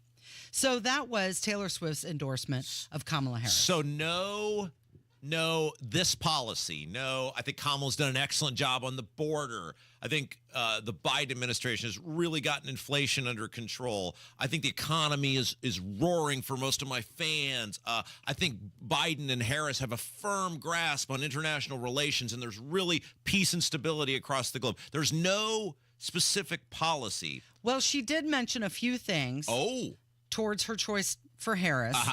She says that she's steady-handed, a gifted leader, and she believes that Harris can accomplish so much more for the country. No, that's not but those are policies. But she did go on to say she was impressed by her selection of Tim Walz. That's not a policy. Who has been standing up for LGBTQ plus rights, IVF, and a woman's right to her own body. There we go. Taylor Swift is for on-demand abortion because that is exactly EXACTLY, all in caps. You like that? I spelled it and I got the in caps. Exactly what Tim Walz is for. Tim Walz and Kamala Harris. Because Kamala Harris was asked directly in that debate by Donald Trump multiple times, just as we asked Jennifer McCormick multiple times, what is the limit on abortion? She wouldn't give it, Jennifer McCormick. She wouldn't give it Kamala Harris, which means they don't have one. And Tim Walz signed a bill, or Tim Walz, yeah. I was thinking Brent Walz is the guy we had on the show. Totally different guy. Yeah. Spelled differently, too, I think. Anyway, Tim Walz signed a bill in Minnesota. Isn't that funny, though? That's how forgettable her pick for vice president is. Listen, but he signed a bill that would allow abortion from conception to live birth. So to Taylor Swift, that's the issue that matters to her. That is the issue. So if you are a Taylor Swift fan, if your daughter is a Taylor Swift fan, you just know you are supporting someone who the most important issue to them in this country is not being able to afford food or gas or pay your mortgage or deal with rising crime or out of control illegal immigration. No. It's being able to suck the brains out of a defenseless fetus from conception to live birth. Gee, hard to believe she can't keep a man, Casey. Okay. Well, the interesting thing that happened yesterday is that Indiana Fever's Caitlin Clark liked that Instagram post. Yeah, it's a bad move. Okay, so does this signal her support for Kamala Harris? Well, it would... Or is that just her support for Taylor Swift? Well, oh, come on, Casey. You know what? Like, okay, I'm a Bruce Springsteen fan. You're never going to find me liking if Bruce Springsteen endorses a politician that is not somebody I agree with. You're never going to find that. You know, you'll find me liking, hey, it's the 50th anniversary of Born to Run, and here's a never before seen interview about the making of the album. Hey, yeah, let's like that. If you're liking someone's political endorsement, that means you're supporting. She's too smart to know. I mean, she's not an idiot. She's too smart to know that is 100% how it's going to be perceived as, and she's too economically and marketing savvy to make that mistake if that's not what she meant. Now, that's bad enough that Caitlin Clark is apparently on Team Kamala Harris, but it's this non-answer bull crap that she gave. So you're going to be Johnny Tough Guy and like the post from the woman who says, I'm for Kamala Harris because I'm for on-demand abortion from conception to live birth. But then when you get asked about it, you don't have the cojones to say, yeah, I did it, and here's why. And here is why I support Kamala Harris. Because you can't. It's indefensible. Kamala Harris is a moron. In addition to being a total leftist maniac, she's a moron. Have you heard, we've all heard the word salad compilations, no policies whatsoever in that debate. And then when Caitlin Clark gets asked about it, instead of owning it and saying, yep, here's why I like her, here's what I'm for. Do we have the audio? We do. She did deflect, didn't she? It is a sign how social media gestures can stir controversy in today's political climate. But Caitlin Clark was asked about liking the Instagram post of Taylor Swift, and here's how she answered. Caitlin, you liked an Instagram post last night from Taylor Swift that got a lot of attention. And I'm just curious if you could tell us what that post meant to you, and if you are, in fact, potentially going to endorse Kamala Harris. Thank you. I think for myself is, I have this amazing platform, so I think the biggest thing would be just encourage people to register to vote. I think for myself, this is the second time I can vote in an election. At age 22, I could vote when I was 18, so I think do that. That's the biggest thing I can do with the platform that I have, and that's the same thing Taylor did. And I think continue to educate yourself with the candidates that we have, the policies that they're supporting. I think that's the biggest thing you can do, and that's what I would recommend to every single person that has that opportunity in our country. So she never... No, she didn't answer. She didn't pick a side. Gutless. Totally gutless. Pathetically the honeymoon is over for her in the state of Indiana because she had an opportunity. She wanted to like the post, which that's fine. You don't get away with saying, oh, I just like all the Taylor Swift posts. You're never going to see me or most normal people liking political posts they don't agree with. You're not finding Caitlin Clark liking a bunch of Kid Rock or Hulk Hogan posts supporting Donald Trump. So it's not about, hey, I'm just encouraging everyone to vote. I mean, if she'd been doing that, then okay, hey, I want everybody to get out and vote regardless of who you vote for. No. She liked that post. She wants Kamala Harris, but instead of facing the music, and instead of saying because of A, B, and C, she danced around it. She avoided that. What a pathetic, gutless coward. Okay, so in Taylor Swift's post, She clearly says, I will be casting my vote for Kamala Harris and Tim Walz in the 24 presidential election. She does go on later to say, I've done my research, you do yours. Remember that in order to vote, you have to be registered. So Caitlin Clark liked that, and her answer indicates she's only supporting part of that post, not the complete post. Right. She's way too smart. This is a person who has been living in a marketing bubble for several years now. Everything she does is scripted. Getting interviews with her, a very difficult thing to do. She has an entire team, a slew of people working behind her. There is no misinterpreting this, because if she hadn't meant it, if that hadn't been what she wants, she would have clarified it. She would have said, she knows who every person knows who they're voting for right now. If she'd have come out and said, well, look, I just support everybody being engaged in the political process. Kamala Harris is not the person I'm supporting, but I do support any person using their voice as a way to encourage. I mean, that's so weird. Like I'm trying to, I'm warping my mind now to excuse the post. But it's not even liking the post that bothers me the most. It's the lack of courage when you get asked about it to own your actions. This is a person who's supposed to be a role model. This is a person we're supposed to look up to. Hey, if you want to support the abortion factory, if you want to support higher taxes, if you want to support inflation, if you want to make it impossible for your fans to be able to afford to go to your games, or screw afford to being able to go to your games, afford homes to live in to even watch your games, then say it. Be tough, be a big-time celebrity, own your actions, and say, I was mortified at that answer that she didn't have the guts to tell people what she actually thinks. Okay, so is this Caitlin Clark's way of sticking her toe into the political pool?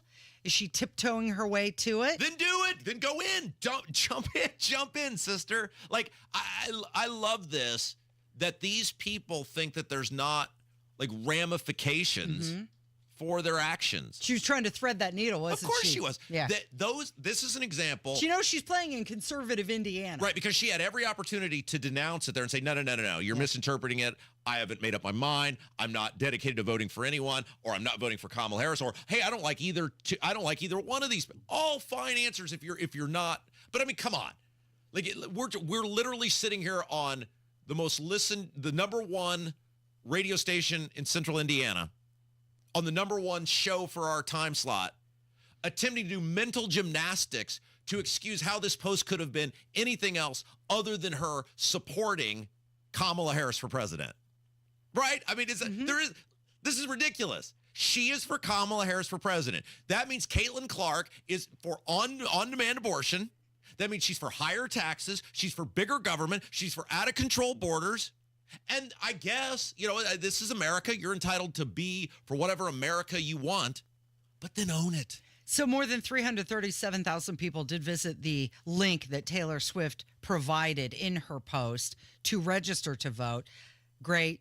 Go and register. Will that mean they will actually show up to vote? What's the number? 337,000. Oh, well, okay, but 337,826. Okay, but exactly. Is it 337,000 people in New York, California, right?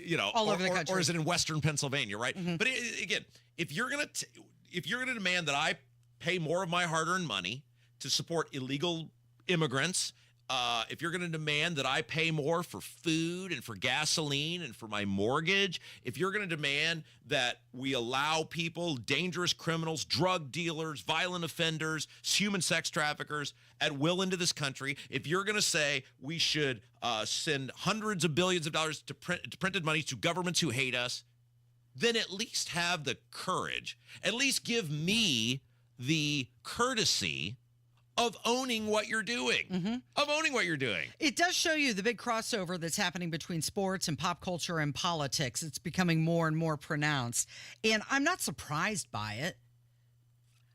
Based on who her teammates are and Caitlin Clark's age, I'm not surprised that she would go in that direction with Taylor Swift No, and Harris? She doesn't get that because she's lived in the adult bubble for a very, very long time. She doesn't get to do the me so stupid, I'm a young person routine. No. When you're making the amount of money she's making, and she lives in this marketing bubble, corporate world. No, and Vic in the YouTube chat, by the way, you can watch us on YouTube. He said this, and it's true. It boils down to they don't feel any of the impact the common folk are feeling. It's an indictment of her hierarchy. I think that's totally true with these leftist celebrities because inflation doesn't affect them. What does it matter whether, if Caitlin Clark's mortgage or Taylor Swift's mortgage goes up in the homes they, could, I'm not saying Caitlin Clark right now lives in a big house. I think she lives in a very modest living location. But for Taylor Swift, what does it matter? Down the road for Caitlin Clark, what does it matter? Yeah. Look at the millions of dollars she's making. Taylor Swift is probably a billionaire. They could both walk away today and they'd be fine for life. It doesn't matter. My mortgage went up $100 a month because of inflation, and that's a big deal to me. That's a big deal to regular people. The price of food is up 25%. That's taking it's adding $25 to every grocery bill. That's a big deal to a lot of people. And Caitlin Clark and Taylor Swift, because Caitlin Clark had every opportunity to denounce that, explain it, say, no, here's where I'm at. I don't like any of these people, whatever. Everybody knows what she was doing. They are telling you they simply do not care. They do not care that you can't afford rent. They do not care that you cannot afford food. They do not care that there's probably 15 million people who have surged into this country, dangerous people into this country, and they do not care that we're printing money and sending it around the world to who knows who in governments that hate us. It'll be really interesting to see if Caitlin Clark goes to Taylor Swift's concert when she's here in November. And, Taylor Swift was trying to say, even though her and Brittany Mahomes are on opposite sides of the political spectrum, they can still respect that they have different views. And they apparently made a pact to avoid discussing politics last month. However, with Caitlin Clark liking that post, she has thrown herself into the political arena, whether she meant to or not. Come on. Okay, so J.D. Vance was asked about this, and here's what he had to say. How do you speak to women voters who obviously they care about what she thinks? Of course. Well, look, we admire Taylor Swift's music, but I don't think most Americans, whether they like her music or fans of hers or not, are going to be influenced by a billionaire celebrity who I think is fundamentally disconnected from the interests and the problems of most Americans.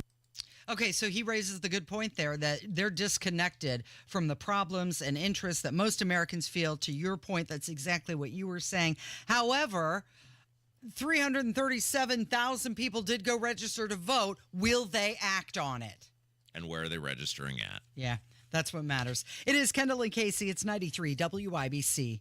This could be one of the most consequential votes of our lifetime. Who will be our next governor? U.S. Senator. Our next president. Who will represent us in the General Assembly? You have a voice with your one vote. Unhappy with the current state of affairs? You can do something about it. Voting is one of our most important rights as Americans. It's how you can stand up for your beliefs, your values, and for future generations. A reminder to make your vote count on November 5th. November 5th. From WIBC and Urban One. Of course I love my parents, I really do, but often felt angry with them because I was always screaming so they could hear me on the telephone. All that has changed thanks to the CapTel phone from Relay, Indiana. We're so much better off because now my parents can read what I'm saying on the CapTel caption telephone. Our conversations are pleasant because through voice recognition technology, my words appear to them on an easy-to-read screen right on the telephone. Thanks, Relay, Indiana. Learn more at RelayIndiana.com. Hey, John, why so glum? I just got let go. The company's downsizing. This is the third time in the last 2 years. I'm done with this. Have you thought about My Computer Career? I've heard they can train you for a career in IT in just a few months, including cybersecurity and the basics of AI. And you don't need prior training or experience. Now that's a recession-resistant career. Wow, thanks. I'll check them out. Go to mycomputercareer.edu and take the free career evaluation. mycomputercareer.edu. Financial aid is available for qualified students, including the GI Bill. You can host the best backyard barbecue. You find a professional on Angie to make your backyard the best around. Connect with skilled professionals to get all your home projects done well. Inside to outside, repairs to renovations. Get started on the Angie app or visit Angie.com today. You can do this when you Angie that. Will you be there? This is just such a prestigious place and such hallowed ground. Reigning Brickyard 400 champ and 2024 Indy 500 Rookie of the Year, Kyle Larson will try to make history, racing and winning the Indy 500 presented by Gamebridge and the NASCAR Coca-Cola 600 in the same day. I love you, Indiana fans. How about we come back next May and try and kiss these bricks on the IndyCar? Don't miss your chance to see Kyle Larson take on two-time defending champion Joseph Newgarden and all the stars of IndyCar at the 109th running of the Indianapolis 500. See you guys all next May. For ticket info, visit ims.com. To celebrate, Be Employee Owned, Be's offering employee pricing 60% off plus 18 months, no interest, no payment. Proud to be employee owned. Trust me. You're listening to Rob Kendall. How can you listen to this wacko? And Casey Daniels. Yeah. Yeah, baby. On 93 WIBC. So last segment we were talking about Caitlin Clark. Did you see that there's that corn maze that's designed after her? What is it? It's the County Line Orchard. They said that her incredible success and impact on the WNBA is a huge inspiration, and as a proud Indiana business, they wanted to pay tribute to her achievements. So there's a huge corn maze. It's up by Hobart that is in the likeness of her. How exciting. Yeah. Boy. Okay, so let's talk about what happened with those city county councilors in Indianapolis. They were named to investigate. Well, they voted to make a committee, 22-1, and they've decided who's going to be on that committee. And it turns out they picked 7 people. They're going to have 5 Democrats and 2 Republicans, and they're going to investigate or look into the handling of the sexual harassment complaints at Mayor Joe Hogsett's office, his administration, and also his campaign. So here's the catch. They're expected to review the city's policies and also hire an outside firm to conduct the investigation. So what you had here is all these allegations, and apparently, allegedly, there already was an investigation. And then this committee voted to form, the councilors voted to form a committee, which they've done. And now the committee is going to hire an outside firm to do another investigation. Yeah, that's correct. I mean, you've summed it up. Okay. I mean, what my question to the city county council would be this about this investigation. Mm-hmm. You are city county councilors right now. You have access and have had access. I mean, this has been going on, what, a month now? More than a month since that original Indy Star article came out. You could go in there tomorrow as city county councilors and demand every email from Joe Hogsett, every email from Thomas Carl Cook, every thing related to an investigation if it took place. You don't need a committee. You are the bosses. You control everything. The mayor can't do anything without consent. Can't spend any money, can't do anything without the consent of the Indianapolis City County Council. Mm-hmm. And so what we're saying now is they don't actually maybe believe the women, because if you believed the women and you have the ability to demand I mean, they're not the public. Let me repeat that. They do not have to do a public records request as city county councilors to get information. They're not us. They don't have to go through the process with the delays and everything else. So if you believe the women and you have the ability to get the information, this is pretty simple. We go to 2017. I want all emails from Joe Hogsett, all phone records from Joe Hogsett related to an investigation on Thomas Carl Cook. That should be done pretty within quickly, 2 or 3 days. Right. And then you have the stories from these women. Mm-hmm. So if he can't produce the investigation, which he says there was one, right, then he lied, then I think we're done here. If he can produce the investigation and it shows he knew about Thomas Carl Cook, which the women pretty much have proof of that already, but let's get it in email, and he didn't do anything, we're done here. Mm-hmm. We're only dragging this out because they want to drag it out. So the minority leader, Brian Mowry, said it's something that we're going to take very seriously, and we're going to make sure that we really vet every avenue of information and make sure that we look at everything we need to. Okay, so when is this going to be resolved? A month, 2 months, 3 months, 6 months, a year? Never? Just drag it out until the end of his term? And then they never have to do anything about it. Yeah, I'm just, I find this just simply unbelievable. And again, where are these Republicans? Where are they? So it's Mowry. Mm-hmm. It's Mowry. Mowry and Bain. Yeah, so Mowry, who's been on Hammer and Nigel and multiple times and won't take a position. We want to have an investigation. We want to get to the bottom of it. We want to wait till the investigation. Nobody has refuted a single word these women said. If you were Thomas Carl Cook and these women said the heinous things about you and supposedly provided proof, and it weren't true, which would mean they would have made up evidence, wouldn't you have been screaming to the mountaintops and finding the quickest local lawyer to sue these people into oblivion? If you're Joe Hogsett and you had this investigation and it showed nothing, wouldn't you have said, look, here's the investigation we did in 2017. Here's how their story didn't check out. Here's the proof. These women are full of it, right? That's not happening. Right. That's not happening. So the fact that they're hiring an outside firm to do the investigation, who's paying for that, Rob? Oh, we are, Casey. Oh, well, okay. You're I am. You're a Marion County taxpayer. Yeah. Okay. So not only are they going to drag it out, now we get to pay for it. Yeah. Even more. Cool. Okay. Just wanted to make sure. We've got your voicemails coming up. It's 93 WIBC. After college, Mike Braun could have gone anywhere. He chose to move back to his hometown of Jasper, Indiana. There, he started a small business, kept his head down, worked hard, and turned his small business into a national company, employing thousands of Hoosiers. He'll use that same determination for us. Lead the charge on lowering the price of gas, groceries, energy.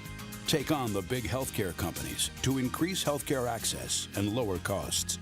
And Mike will improve education across our state by increasing school choice. Mike will make our streets safer, back the blue, and stop illegal immigration if the federal government won't. Because Braun believes every Hoosier should be safe and secure in their community. As governor, Braun will continue working for Hoosiers. Because when you're Mike, working hard is just what you do. Mike Braun, governor. Paid for by Mike Braun for Indiana.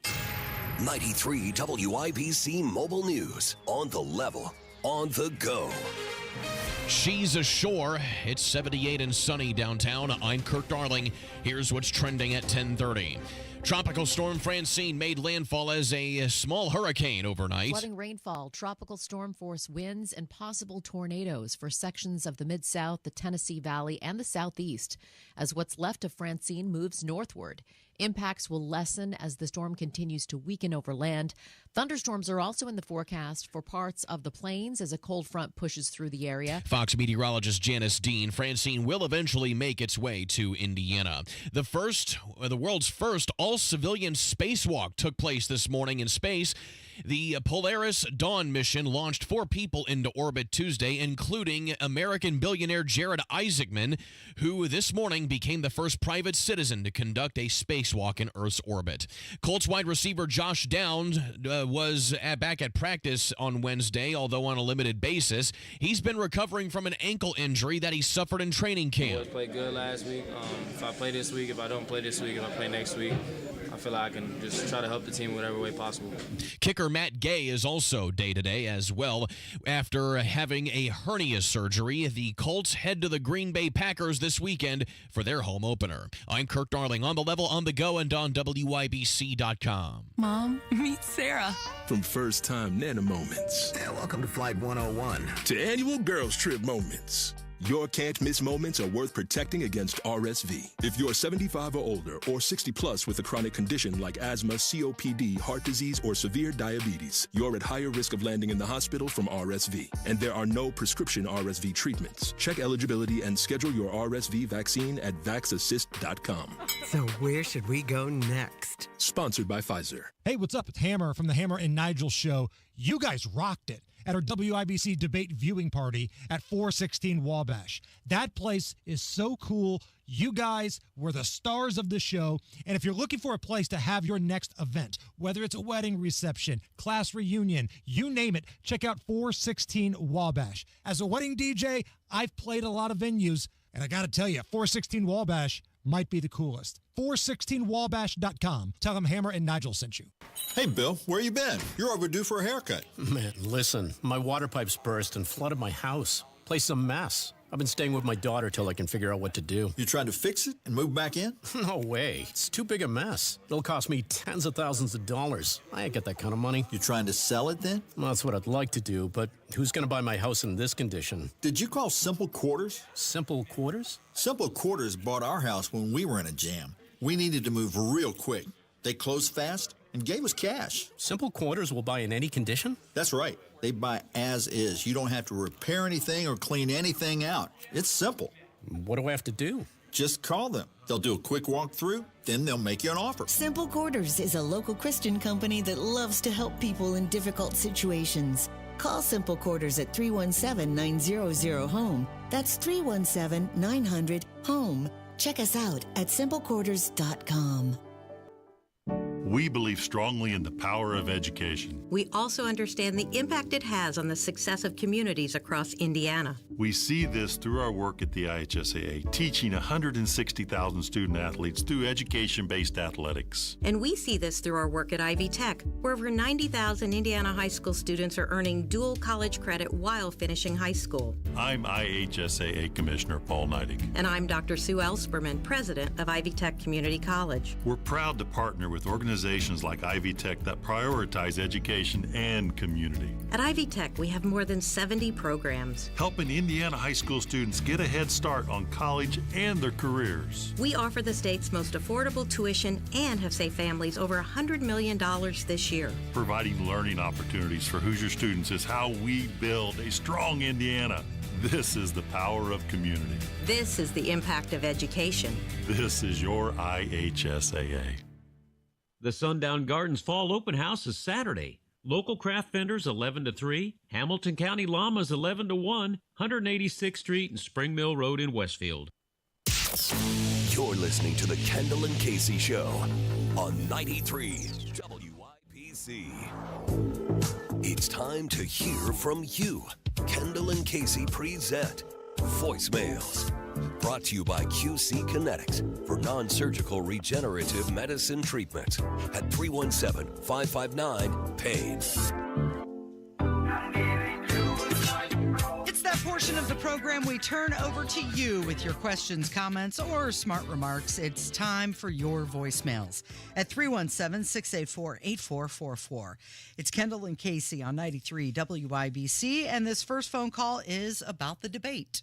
I'm Republican, always have voted Republican, but anybody who thinks that Trump got railroaded, did great on the debate, or what have you, you're wearing blinders. He did not perform that well, and unfortunately, I think he left a lot of opportunities on the table that he could have used to his benefit. The best part of the debate that he had was his closing statement when he basically brought up, the fact that Kamala, what have you done in the past 3.5 years? And that theme should have resonated throughout the whole debate. But no, he went down rabbit holes, talking about crowd sizes, talking about, and it may be true about the Haitian immigrants eating, people's animals. I'm not saying that's not disgusting, but the bottom line is I'm not worried about that. I'm worried about what's going on in the United States about inflation and, hey, what are you going to do to fix that? Okay, so true. Everything that he said, we have said as well and agreed with that his closing statement should have been his opening statement. I don't know if you noticed at one point, the very first question was about the economy, and Kamala Harris said he doesn't have a plan. His plan, so which is it? He either doesn't have a plan or he does have a plan. Yeah, but this is, again, it comes back to where the moderator, by the way, Why is this guy calling us and telling us this? At any point where we're like, man, Donald Trump knocked it out of the park. What a great, I think we said that exact. He's just giving his opinion. He's I mean, agreeing I with think us. that is exactly what we said. But what we did clarify is there's such a small amount of people that are undecided in this country. Mm-hmm.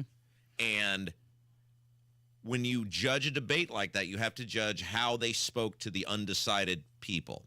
And so if you're a guy in Western Pennsylvania, Casey, you've been through Western Pennsylvania recently, right? Yeah.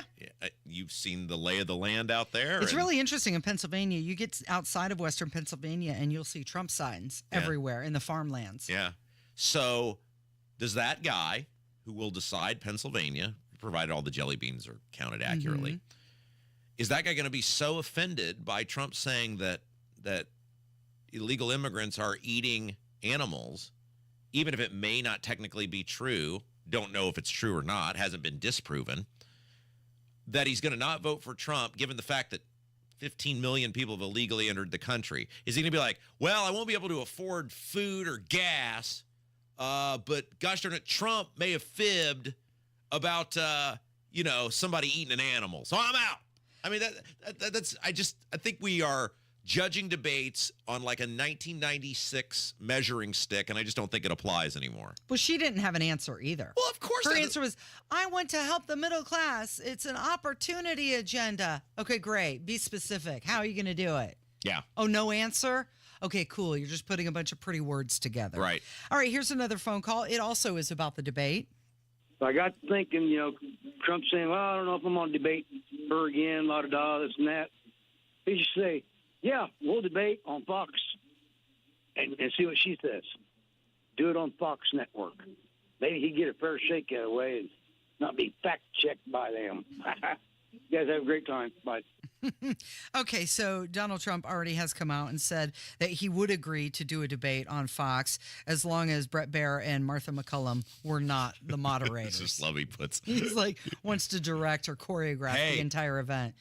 What's the old saying? Ask high, settle low, right? Right. You if you don't ask, they can't say yes. Absolutely. They can only say no. All right, here's a phone call. This one is about Bruce, the dog. I listened to you guys today and heard about Bruce. I'm sorry to hear that, he's not doing that well. But I think I can help you, Rob. Uh-oh. My older brother, Jeff Hunter, has a nutrition company in Brookston, Indiana, and he came up with this vitamin package that's liquid. It's called Survive. And it's for livestock, covers, cows, horses, goats, sheep, pigs. Well, we used to have a bulldog, and he was getting in on his age, and we started putting this stuff on his food, and he lived longer, and it actually grew some bald spots back on his hind saddle where he had lost hair from, being old and everything. And then I used it on my dog, and my dog was a mixed dog, and he was dying. I got about 45 more days by using this Survive on my dog. Okay, so you've been on an emotional roller coaster over the past couple days. Yeah. You talked briefly about it. Yeah, all right. I guess we'll go ahead and talk about what's going on here with Bruce. And one of the all right, I was hoping we would do this as a pre-recorded thing, but we'll give it a shot here and see where it goes.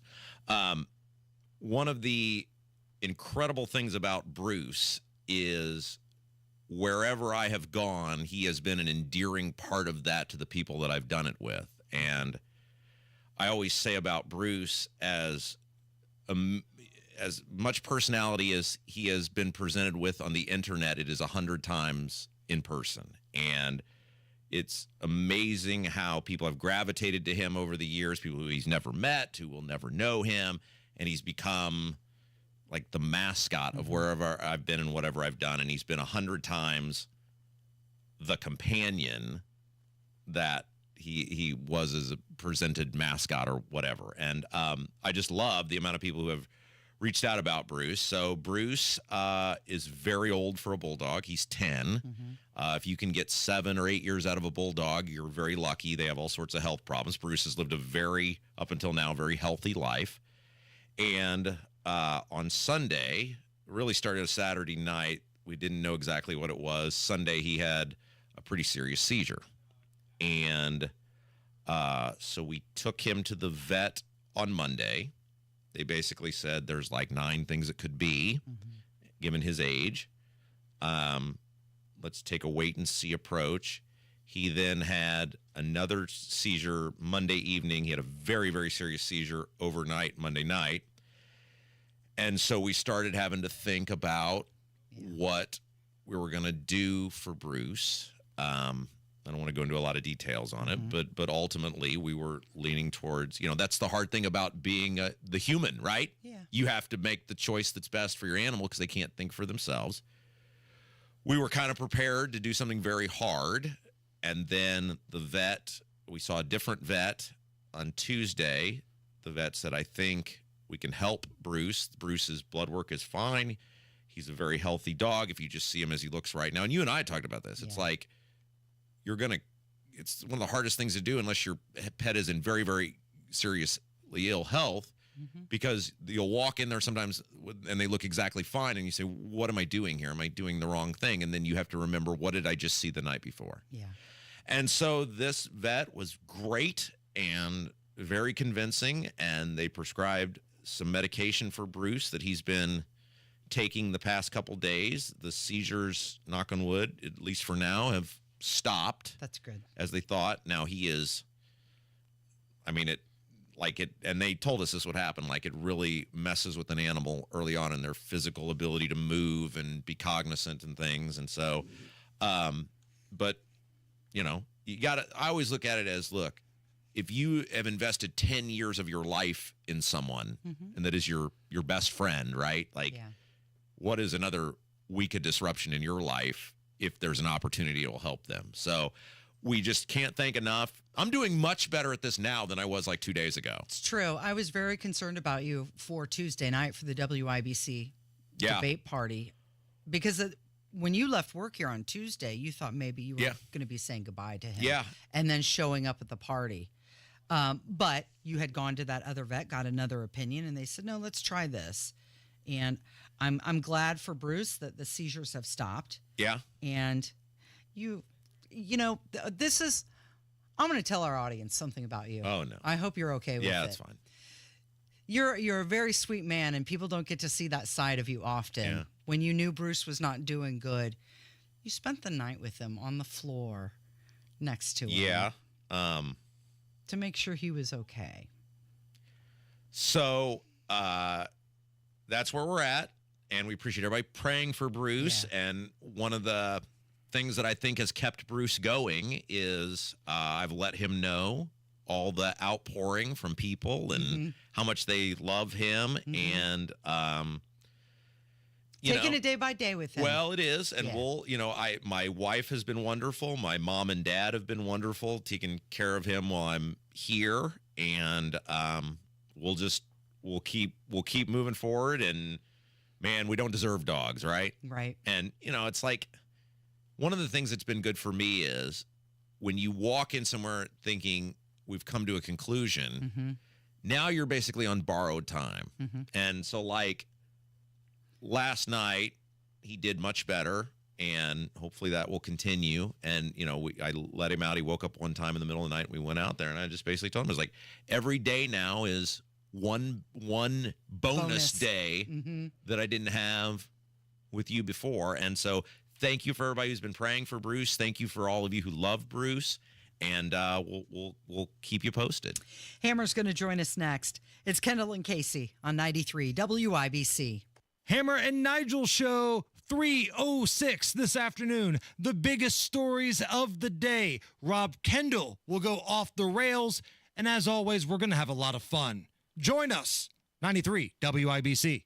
Hey guys, it's Rob from my friends and family at Life Church. And family, that's what you feel like when you're at Life Church. You're so much more than just a number. You are an individual. You are loved and cared about. Man, I've seen it over the past, 2.5 years now, going on 3 years. Life Church has had such a great impact on my life, on my wife's life, on my daughter's life, and many WIBC listeners have found a home at Life Church over the years. If you're feeling called to something different, it could be a new church home or even a first church home, check out Life Church. They make it easy for you. Campuses all across central Indiana, awesome online services. Learn more about all of it at lifechurchin.com. Indy, tired of using the fall to paint your house year after year? Then do what Deanna did. She called Rhino Shield. I was noticing some cracks and the paint's faded. I was like, okay, I think I should get my house painted. So my neighbor had a Rhino Shield placard in the yard. And after they were finished, I was just, wow. With the warranty and everything, it just seemed silly not to go that route. The ceramic coating of Rhino Shield is specifically formulated for our climate. So the Rhino Shield crew came out. Nothing was damaged in the process. I was very happy. You couldn't even tell they were there. And the house looked so different. It just looked like a new home. And right now, Indy, get the guaranteed protection of Rhino Shield for 15% off the regular price. Plus, there's more great news. Rhino Shield has partnered with Green Sky Financing to offer affordable monthly payments with 0% interest loans to qualified customers. I think it increases the curb appeal of your home. Definitely worth it. Here's Rhino Shield Shane Smith. Call me at 888-RHINO-41. That's 888-RHINO-41. Don't paint. Go Rhino. Never paint your house again. Rhino Shield. Cindy Carrasco has spent a career holding the powerful accountable. As Indiana's Inspector General and Director of the State Ethics Commission, Cindy fought waste, fraud, and abuse wherever she found it. Cindy also combated wrongdoing in state government, which meant standing up and doing the right thing even if it wasn't popular. Now, as our state senator, Cindy Carrasco continues to fight on behalf of all Hoosiers by improving the quality of our children's education, providing tax relief for everyone, and working to make our communities safe by getting law enforcement the resources they need to fight crime, violence, and keep fentanyl away from our families. It's why Cindy has been endorsed by the Indiana Fraternal Order of Police, State Police Alliance, and the Professional Firefighters of Indiana. Because they know that Cindy has their back, and we know she has ours. Vote for more government transparency, better schools, lower taxes, and safer streets. Vote Cindy Carrasco for State Senate.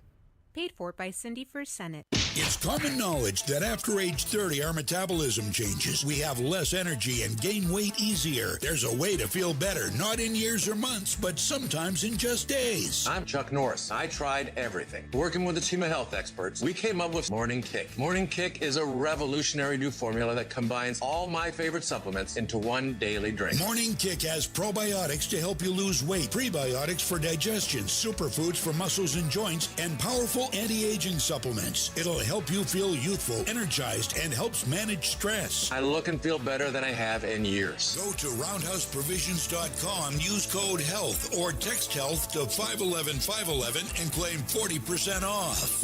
Roundhouseprovisions.com, code HEALTH. Every purchase comes with our 90-day money-back guarantee. You could be feeling these changes within just a couple of days. Text HEALTH to 511-511. These statements have not been evaluated by the FDA. This product is not intended to diagnose, treat, cure, or prevent any disease. Tax fees may apply. We know to contact Indiana 811 at least 2 working days before every dig. But did you know spraying a white line around your digging area means utility flags will be placed only in that area? Fewer flags in the yard? Easier mowing? Everybody wins. Except for my kid. I don't want to mow the yard. Contact Indiana 811 and white line before every project. It's the only way to dig. Learn more at 811.safedigindiana.com. Sponsored by the Indiana Utility Regulatory Commission and aired by this station. Seems like there's more identity theft in the news every day. Another major healthcare breach was reported today, resulting in the exposure of 1 in 4 consumers have been a victim of identity. That's because there are endless places that could accidentally expose you to identity theft, in a breach, or simply by mistake. LifeLock monitors hundreds of millions of data points a second. If your identity is stolen, we'll fix it, guaranteed or your money back. Save up to 40% your first year with promo code NEWS at lifelock.com. Terms apply. Don't miss the holiday concert experience of the season. Trans-Siberian Orchestra, The Lost Christmas Eve. December 19th, Gainbridge Fieldhouse. Reserve seats on sale Friday at 10 a.m. at Ticketmaster. An awe-inspiring blend of rock, classical, and holiday music for the entire family. Don't miss Trans-Siberian Orchestra, live in concert. Addiction. It's hard on those who struggle with it, but those who love the addict need support too. Matt Baer and Ryan Hedrick provide help and hope with Supporting Sobriety. Subscribe wherever you get your podcasts and on WIBC.com. There he is, us from the #1 rated Hammer and Nigel program, Jason Hammer in the studio. Good morning. Good morning. And again, today would be a good morning to go to the Hammer and Nigel Show merchandise store. You can buy your I'm Voting for the Convicted Felon shirt. You can buy the Monday Gun Day Guy Relford shirt or the Rob Kendall collection. Hey now. Buy a couple different things. Store.hammerandnigel.com. Miss Casey, are you ready for Celebrity Beer Bong tomorrow? Yes, I am ready. Now, here's my goal. I don't know if I'm going to beat any records. I know you've had a lot of guests on, and they've been pretty quick with it. I don't know if I'm going to beat any records. My goal is to not wear the beer when I walk out of the studio. You don't want to look like Stone Cold Steve Austin walking out after a WrestleMania win. Yes, like I don't want it to like go everywhere. So hopefully I'll manage with that. Now, Rob, for those who might not be privy to what a beer bong is, put that big, beautiful Brownsburg education to work and describe what it is. So, what? You got it's like a cylinder type of deal? Funnel, yes, thank you. And then you hook it looks like a hose up to it. And then you basically just count down and say go, and somebody starts a watch, and you just start guzzling until there's nothing left. There's a full beer poured into the funnel. We call it the Celebrity Beer Bong. Yep.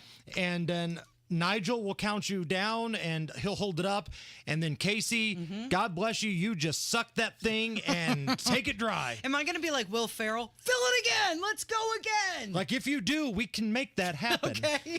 Well, this could be my fun for Friday night, so, counting on you guys. I'm looking forward to the WIBC newsroom hearing Donnie Burgess or Sasha Nixon, WIBC radio host, was streaking around Monument Circle. Roberto, we have got a podcast coming out this afternoon. That's correct. About 1 o'clock this afternoon. That's when it's scheduled to be live. It is the NFL edition of the Degenerates Next Door. Yep.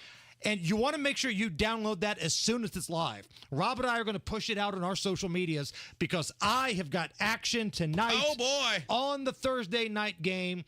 It is the Bills at the Dolphins. And I've got the game. I've got some prop bets. And then we got a couple guys talking about the Colts this weekend as well. I'm excited for this, Rob. Excellente. Yeah, I'll tell you what. So the college one is out. You just look up Degenerates Next Door, wherever you get your podcast. We got our college predictions out there for a wild and wacky Saturday of games. And look, we don't have to pick the local games. It just kind of worked out to where we each have so far. Right. And Rob's got thoughts on Notre Dame and Purdue, as do I. Rob's taking it next level. He's going full Hoosier. He's got thoughts on IU being a road favorite. How about that? For the first time in a Big Ten game. That's right. Against UCLA. At UCLA. Do you know our friend, we saw Mindy Winkler from Hank FM at the big soiree, the WIBC debate night. Of course, her perfect husband, Bob. I mean, if you want to look up perfect man in the dictionary, it's Mindy's husband, Bob. They're so fun. Well, the man I've always strived to be, but never will be. Yeah. They're going to the game. They're like, we always wanted to go to Los Angeles. He said he always wanted to go to the Rose Bowl and see IU play, but now. Yeah. This is the closest you're going to get, let's be honest. Right. What do I do for vacation? I go to Avon. I've never been there, and John Herrick's going to get to go because he's part of the IU radio network. I've been told the campus of UCLA is one of the most beautiful places you can go to school at. Yeah. Like better than USC, better than a lot of places. It's just absolutely gorgeous there. Like if I were a college student at UCLA, man, I'd be in so much trouble. Would you ever go to class? Right. Right. Degree? What degree? I was talking to Allison about this the other day, our producer, because she's 20 plus years younger than I am. It's like, man, if social media were around back when young Jason Hammer was doing shenanigans, at Ball State and Beach Grove and all that kind of stuff. Boy, you want to talk about somebody that would be canceled or whatever. Yeah. Some of the things that we all did. Good Lord. It was a different time back then. You're lucky there's no digital evidence of it now. That's right. That's right. But no, I'm excited for the game tonight, NFL action. So again, download the podcast. Here's what's going to happen. I would like to have 500 downloads for our NFL show by Sunday. If we don't get 500 downloads for our NFL show, then Kamala Harris is going to win the election. That's a threat. Don't download quickly, people. You can download the college one right now, but the pro one, the NFL, comes out this afternoon. Rob and I are going to do it when he gets done with the show, and it should be live about 1 o'clock. So, again, the Degenerates Next Door. Subscribe, download it, and if you don't come crying to me when the cackling queen starts taking that oath of office. That's right, brother. That's right. Not your fault. Okay, so what do you have coming up this afternoon? Biggest stories of the day. Rob's going to go off the rails. Man, we're going to dive into all this stuff happening at the city, county, council meetings and stuff. There's so much shady stuff. It's going to take a while. Okay, thanks, Hammer. You're listening to Kendall and Casey. It's 93 WIBC.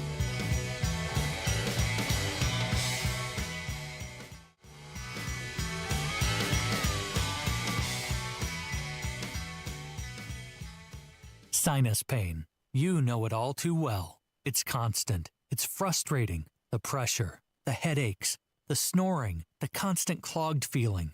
You're tired of feeling like this, but you've tried nasal sprays, over-the-counter medicines, even home remedies. No matter what you try, nothing gives you lasting sinus relief. You're tired of missing out and feeling miserable.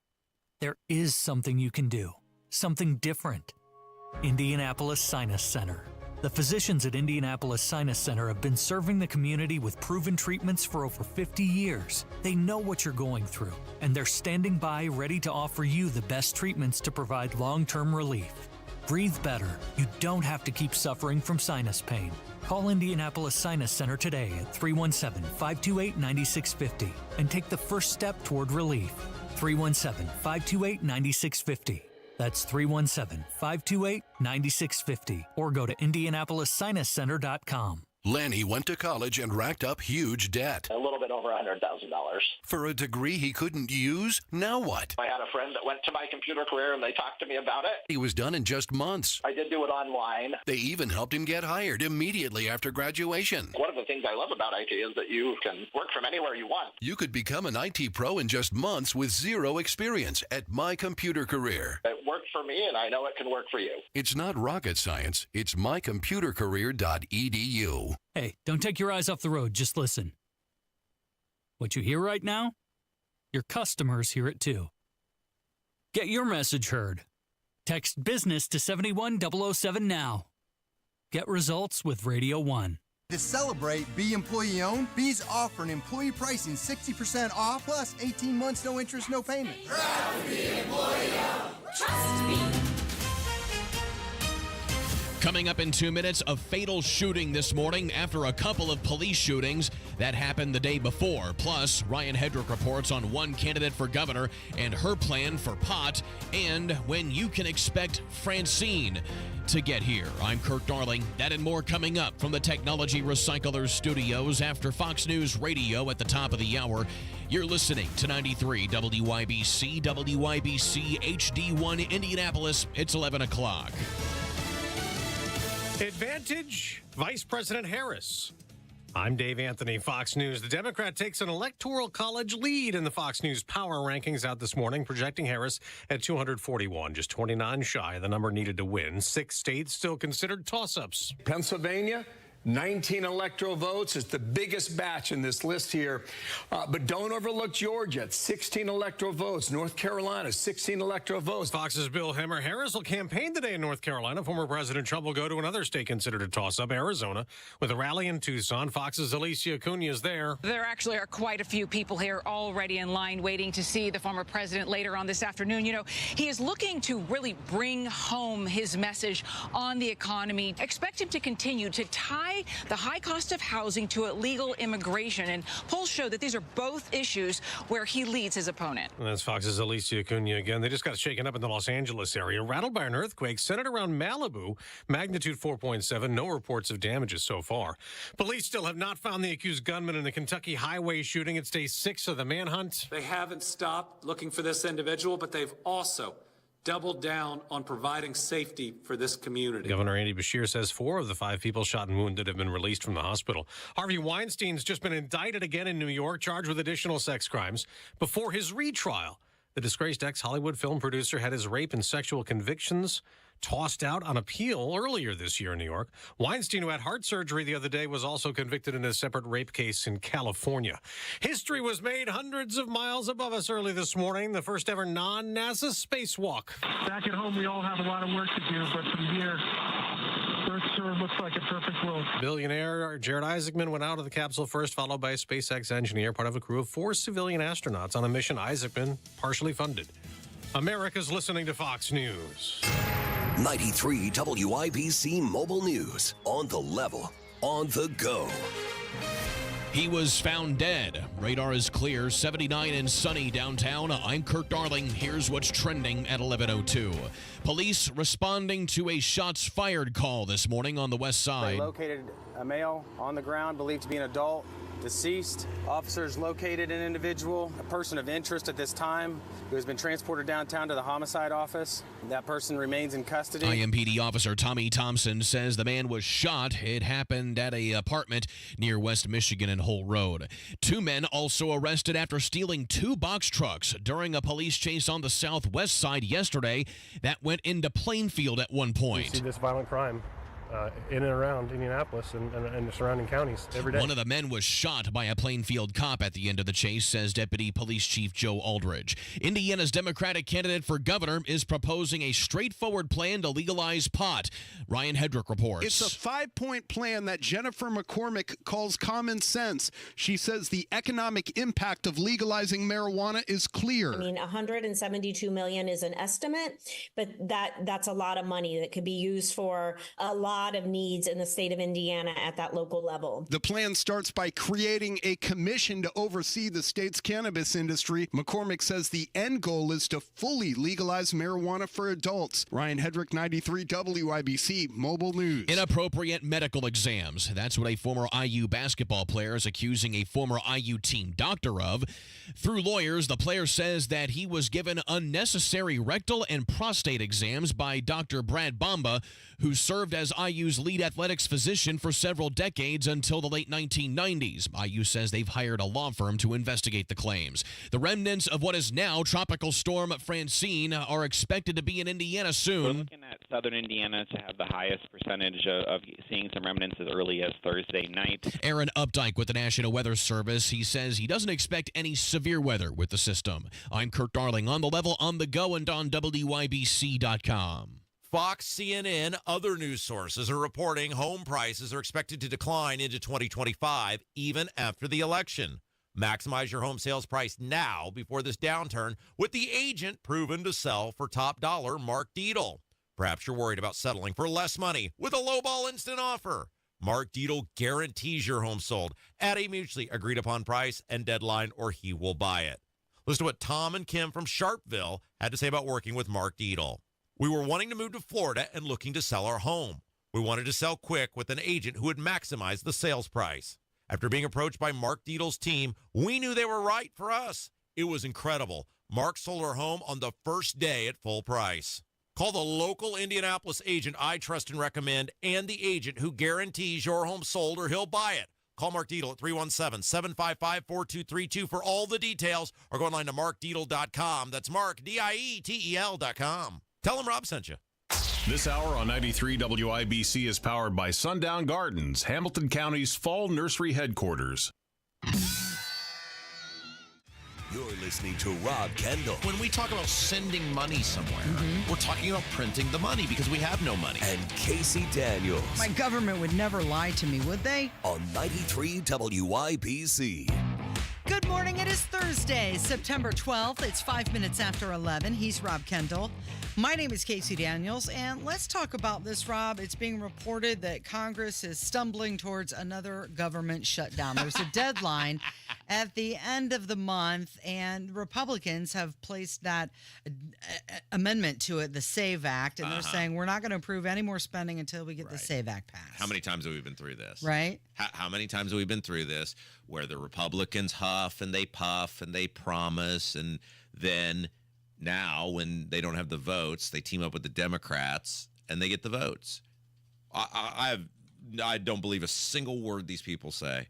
They have been lying to me my entire adult life about getting spending under control, about getting the border under control. These people aren't serious about anything, and I don't believe for a second that they're going to let the government, air quote, shut down. The government doesn't actually shut down, but whatever they want to call it a shutdown, they won't let it happen. They've had 7 or 8 opportunities over the past 2 years with the Democrats in a real vice to be able to get meaningful reforms. They haven't done it. This won't be any different. It's always the same song and dance, so they can try to run a campaign on it. Okay, so Donald Trump wrote out on his social media, if Republicans in the House and Senate don't get absolute assurances on election security, and this is all caps, they should in no way, shape, or form go forward with a continuing resolution on the budget. Well, I mean, but like, that's it? That's what you're going to get. We're 34, 35 trillion in debt. And that's what you're getting. No spending reforms, no government accountability. You're going to get some sort of election reform. Like, that's it. 2 years into you people who campaigned on getting spending under control. 2 years into you people who promised you were going to get inflation under control. You have given a human vegetable whatever he wants. You got played by a guy who was too incompetent to stay in the presidency. That's how incompetent the Republicans are. Well, does this highlight Donald Trump's commitment to protecting the election with the inclusion of the SAVE Act? The SAVE Act, by the way, requires proof of citizenship to register to vote, and they want pictures. By the way, the national debt now is $35,367,473,000,000 and counting. But it does kind of tell you that that's Donald Trump's thing he's focused on. Help me, right? I mean, help me. At this point, I was at the store last night, and I just started looking at the prices of stuff. Normally, like when you go to the store, you just get the things that you want, and then you skedoodle on your way, and you're like, oh, that was really expensive. Like, I was like, I'm just going to see some prices on things that I don't normally shop anymore. And it's like, what the hell has happened to this country? Everything's very expensive. What was that number? $35,367,475,000,000 now. Yeah, and I heard this morning on Tony Katz's show, we're going to spend, what, $300+ million over to Egypt. So it's just going to keep going up. Let me do an exercise. I will tell you live on the air every time we go up $100,000. So, like, think about $100,000. Yeah, every time. All right. Think about how much $100,000 is in your life. Like, people could run their lives on $100,000. Think about how fast this is going up. And go. Now, okay. So 100,000. Okay. And 200,000. And 300,000. Seriously? And 400,000. And 500,000. There you go. And 600,000. Okay, so that was like 30 seconds. So think about it. If you met somebody who was making $600,000 a year, you'd be like, dang, those people are doing really well. Right. In 30 seconds. The or government, less than that, probably. The government's more than $500,000. Not only to spend, it's that they went in debt on. That is something. You know, here's another, the U.S. debt clock. By the way, usdebtclock.org is the website. You can see this stuff move in real time. It has debt just all over the place. I mean, it's fascinating. You can choose state debt. You can choose local debt. I mean, here's a fascinating statistic. Local governments are in debt $2,476,078,000,000. So these are your school boards, your cities, your towns. It's easy to dump on the federal government. It's easy to say, oh, these guys that's outlandish. These are local governments. People whose job is like police, fire, roads, bridges, sidewalks, water, and sewer. They're $2 trillion, almost $2.5 trillion. It's everybody. It's everybody, Casey. So you're thinking that this continuing resolution doesn't matter. They'll end up just spending more money. They'll cave, regardless of what happens with the SAVE Act. Right. I mean, it's how it always happens. It's never, ever, ever going to change until we elect new people. And we, for some reason, are content just to not elect new people. Yeah. I mean, I don't know why the Jim Bairds and the Pences, Greggy, and all these people, all these unserious people from Indiana that we keep sending back there who keep lamenting the thing that they keep doing. Man, we're in bad shape. So some new data came out, and it says that Hoosiers specifically... Another 100,000. Hoosiers are having a harder time covering their everyday expenses, more so than other states in the Midwest. 37% of American adults, they're living in households that found it difficult to pay for their typical expenses. And this is between June and July. And for Indiana, we're sitting at 42% of adults saying that we're having a hard time paying for our expenses.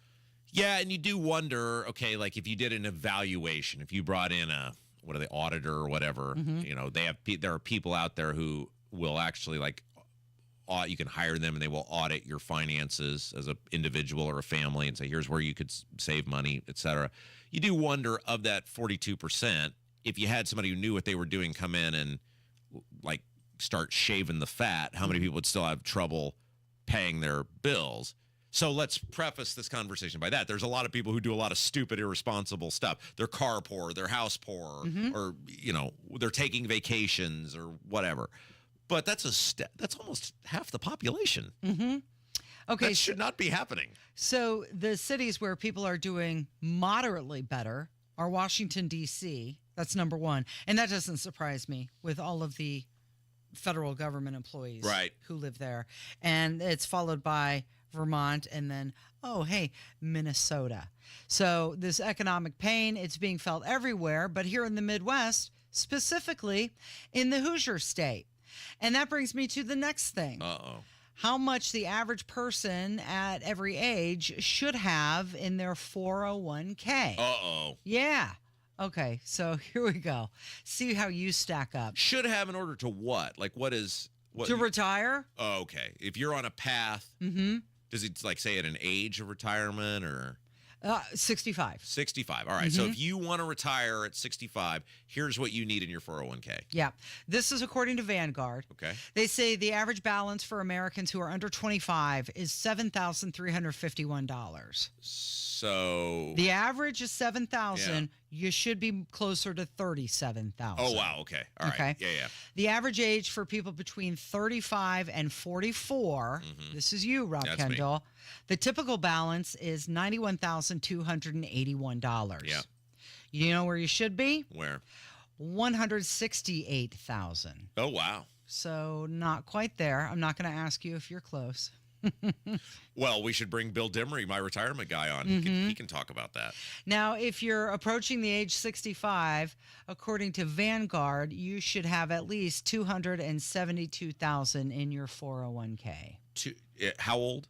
If you're approaching 65. You should have $272,000 in your 401k. Wow. Yeah.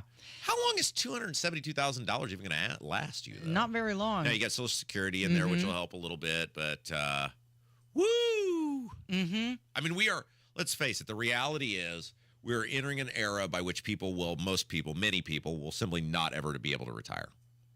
Correct. I mean, if you are a government worker or one of the few remaining people that works for some industry with a strong union, then okay.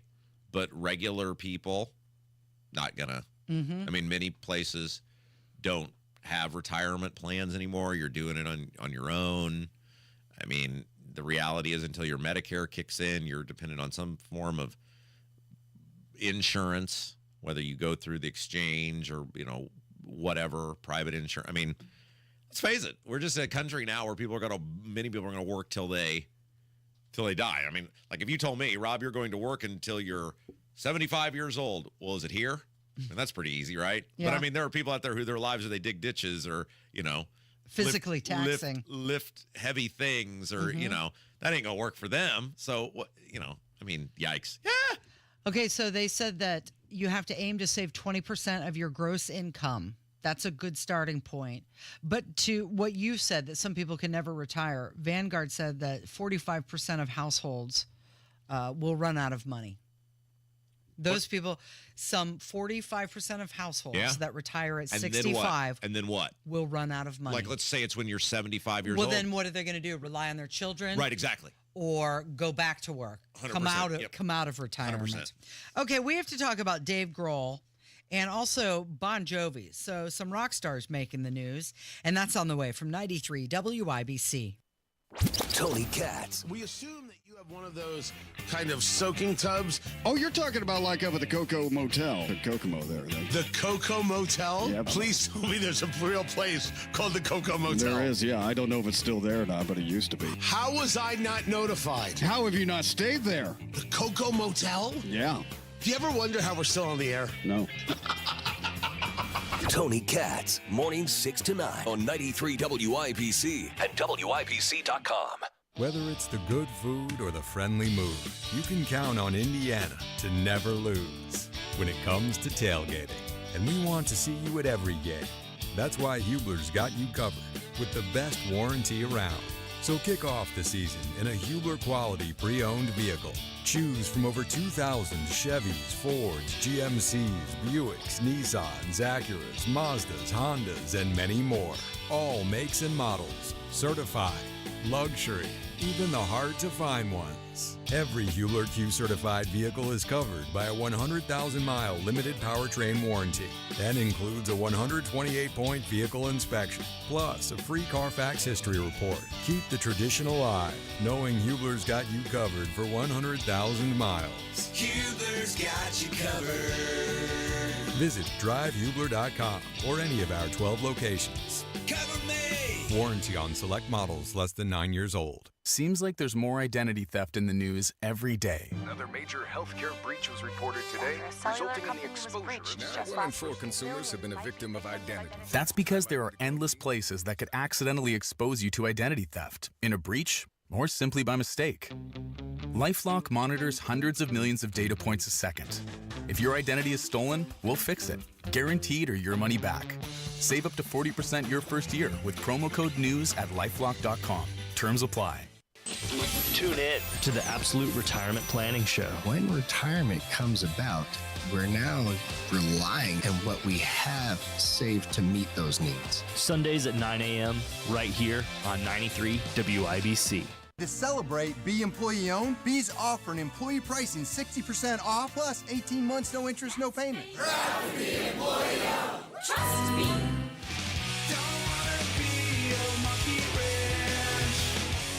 Dave Grohl from the Foo Fighters, you know, they told Donald Trump to quit using one of their songs at his rallies, but now Dave Grohl has come out and he said that he recently became the father of a new baby daughter born outside of his marriage. Okay, so real quick, we were right about that thing with the Foo Fighters, though, right? That Trump can play it because he pays the ASCAP BMI CSAC. I believe so. Yeah, as long as he covered. pays the licensing fees. Right. He can do that. How is that the radio people knew more about Foo Fighter music than the Foo Fighters? Right?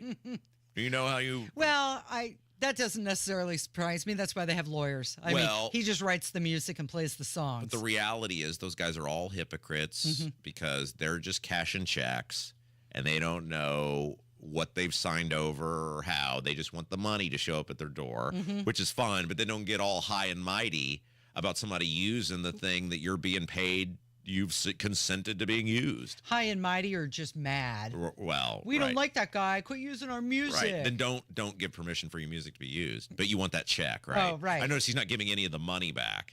That's true. He can't now because he's got another child to support. Real quick before I get into that, you ever notice that how these celebrities will come out and go, 20 years ago I did a role that I'm now ashamed of, and I would never... Will Ferrell just did that. He came out and he going. said that he would never wear a dress again. Then give the money back because what? One of his friends is trans now. He made that movie or documentary or whatever. Which is, I believe, out on Netflix now. And now he's lamenting doing things in good humor that everybody thought was funny at the time. And there's nothing offensive about it or whatever. But I notice he's not giving any of the SNL money back. Right. Or any of the money that he made in these movies off his time on SNL. They're always sorry for the thing they did, never sorry for the money that they made. Yeah, so Will Ferrell, he came out and he said that he would never wear a dress in a part again. And he was referring to the times when he was on SNL and he wore a dress and dressed up like Janet Reno. And, of course... It was funny. It was funny. It was a joke. Yeah, it was funny. But he's saying he wouldn't do that. It was insensitive. Oh, yeah. That's comedy. Well, he's woke. That's comedy. He's woke. Yeah, but again, all the insensitive things that Will Ferrell did that made him a gajillion dollars and a movie star, he's not returning any of the cash. Like, you're on the downside of your career. It's really easy now where the royalty checks are coming in and all the money for doing the movies has come in. It's really easy as some old, largely. When was the last time Will Ferrell had a successful movie? Yeah, it's been a while. I think it was Step Brothers, probably 2008. That's what I'm saying. Like, it's been 15 years since Will Ferrell has done some mega movie. And so what does he have to lose now? I mean, he's out making documentaries with trans people. Mm-hmm. And he was here in Indianapolis, and everybody thought, oh, my gosh, Will Ferrell's in town. Yeah, but they say that, like, the way you feel good about, some crazy uncle being there. Like, hey, it's Uncle Larry, and Larry's going to tell us some fun stories. But clearly, nobody's paying to see this guy at the theaters anymore. Well, he's not putting anything out. Well, but why is he not putting anything out? Yeah. You think he just stopped? No. I mean, he no longer is commanding at the box office what he once did because the rate of return. It's the same reason Jim Carrey or any of these other people have largely quit, because in their mind, they have a price of what they're worth. The studio's like, we can't make that back off you. And so they're not getting the money. The point of all of this, though, is all of these people are phony baloney bull crappers who aren't really as high and mighty as they profess, because if they actually were, they'd give the money back. So David Grohl put out a post, and he said that he recently became the father of a new baby daughter born outside of his marriage. Uh-huh. He said he plans to be a loving and supportive parent to her. I love my wife and my children, and I'm doing everything I can to regain their trust and earn their forgiveness. We're grateful for your consideration toward all the children involved as we move forward together. Okay, so a couple questions to you on this, because I don't get why this is such a big rock star had an affair. What? It's my shocked face. It's like the thing with Trump and Stormy Daniels or McDougal. Mm-hmm. You mean eccentric billionaire TV star guy was unfaithful to his wife? What? No way. I don't even know why this is news. I don't even know, Dave. I mean, I get, like, if the Foo Fighters come to Ruoff, they're gonna, there's gonna be tens of thousands of people to go see them. I'm not disputing their popularity, but this is not like Michael Jackson in his prime or Taylor Swift or whatever, where everything they do is news. I didn't even think why this is that big of a deal, why he needed to even out himself. Are the paparazzi continually prying into Dave Grohl's private life? Would, like, nobody go to see the Foo Fighters if this had been uncovered before his admission? I don't even understand why he felt the need publicly to address it. Like, he was trying to get out ahead of it. Like, he was trying to direct the narrative. But you don't think it matters? I mean, I don't know. I mean, you are the lifestyle and entertainment person in this group. I'm the political person. This is more your lane than it is mine. Well, I feel like it was something that, obviously he did, and he's owning up to it. He's trying to get out in front of the message for his family, which is interesting. Okay, so he's been married since 2003. They've got him and his wife, who, by the way, was seen recently without her wedding ring. Uh-oh. After this announcement. Yeah. So they have 3 daughters together. And here's the thing. He robbed her, his wife, by coming out and making this public, of any opportunity to keep this insulated within his family. As he said, I'm trying to regain trust of my family. What did he say? I'm doing everything I can to regain their trust and earn their forgiveness. If that were truly the case, that he was trying to regain their trust, why did he put it out there for the world? Clearly, there's some work that he needs to do internally and some healing that has to go into his relationship with his wife and his children. And now, every time his wife is out in public, people are going to know. She can't make it a private thing because everybody knows now. Here's the other side of this, though. Let's give some credit where credit is due. He's taking ownership of the child. Yeah. It's not like maybe he did pressure the woman. It certainly doesn't sound like that. That to have an abortion, they decided whatever to have this child, and he is engaging in that process. So I'm not excusing the behavior. What I am saying, though, is let's give some credit that at least he's leaning into this as a dad or a provider, or who knows how involved he'll be as a dad.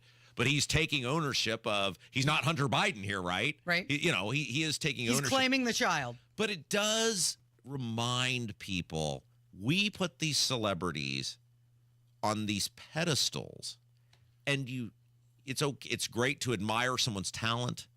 It's great to admire someone's work. It's great to be inspired by something someone does. It's great to use things other people have done to better your own existence or help you or whatever. But you got to compartmentalize when you're doing that this is just another human being who happens to have a talent that you admire and kind of moves you in a positive direction. Like, I always thought this when I met Bruce Springsteen, that like in line, you're like, you can see him, because the way they did it when I met Bruce Springsteen was it was a book signing. And then I thought this was a really cool way they did this. So when his autobiography came out in 2016, they had lotteries that you could win, where it was like the Willy Wonka factory, where you get the golden ticket. 200 people at various bookstores across the fruited plain would win a golden wristband, and then he's going to be at this bookstore for whatever they'd lot out, where each person had 1 minute. So whatever that, 200 minutes. And instead of him signing the books in front of you, like a lot of times you'll go to a mall or whatever, and hey, Hillary Clinton is here, and she'll look up at you for 2 seconds and say, who do I sign this to? Yeah. And then go on. They said he's going to pre-sign the books, and then when you're there, your 1 minute is a meet and greet with Bruce Springsteen. I thought that was wonderful and so much better than any other book signing that I've ever been to. The time is not being taken up with him. Right. And so you writing. can see you can see him, like we were towards the back of the line. And so it's a winding thing up the staircase. It was this big bookstore in Cincinnati. And you can see him the entire time. And you're getting closer and, oh my gosh, this is my hero, and blah, blah. And then you get up to him and it's like, he's just a person. He's just an old guy. I mean, it's like, we joke about how it's like, I'm like the kid in Christmas Story where Santa's got to kick him down the slide to get rid of him. But at the end, it's like, okay, he's still the same guy that wrote all those songs that really influenced me, and his music and his words meant a lot to me at a time where I needed that in my life. But it was a reminder to me, he's just a dude. He's mortal. He's just a guy. Yeah. Right? So I think we do this with celebrities all the time, where we put them on these pedestals and you recognize they're just human beings. They all have flaws. They all make mistakes. They just happen to be good at something you really admire and wish you were good at. Or you like the sound of. So the Foo Fighters have released their 11th album, and I'm not sure if they're still on tour. I know they were earlier in the summer. But he says that, they want to move forward. However, his wife now is out in public without her wedding ring. So... And his wife is still very well assembled. Will they continue to move forward? I don't know. He really put her in an awkward position, because even if they did want to heal from the infidelity, now the whole world knows that he did it. So she's going to have to heal from that. And Dave Grohl, publicly. Dave Grohl is one of those. He's 50. I would not have thought he was that old, but it makes the timeline obviously makes sense of when he was big and the Foo Fighters were big. He's 55 years old. He's got to boot black his beard and hair. There's no way. You think so? Nah, there's no way. You think he's dyeing that, or he's using that darkening shampoo? Yeah, there's no way. Okay, so another rock star in the news, Bon Jovi. Did you hear about this? Oh, no. He was filming a music video in Nashville, and while they were there, this woman was about to jump off a bridge. Uh-oh. Yeah.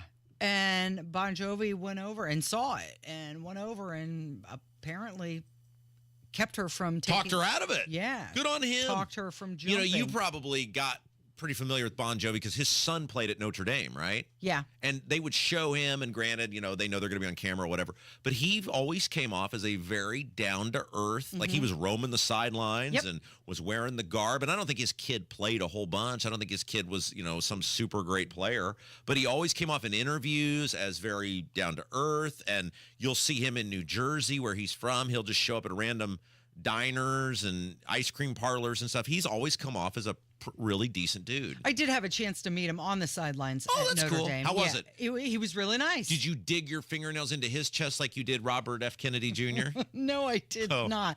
But if you were in that state of mind where you were considering jumping off a bridge and ending things, and then all of a sudden there's Bon Jovi is the one that's talking you out of doing that.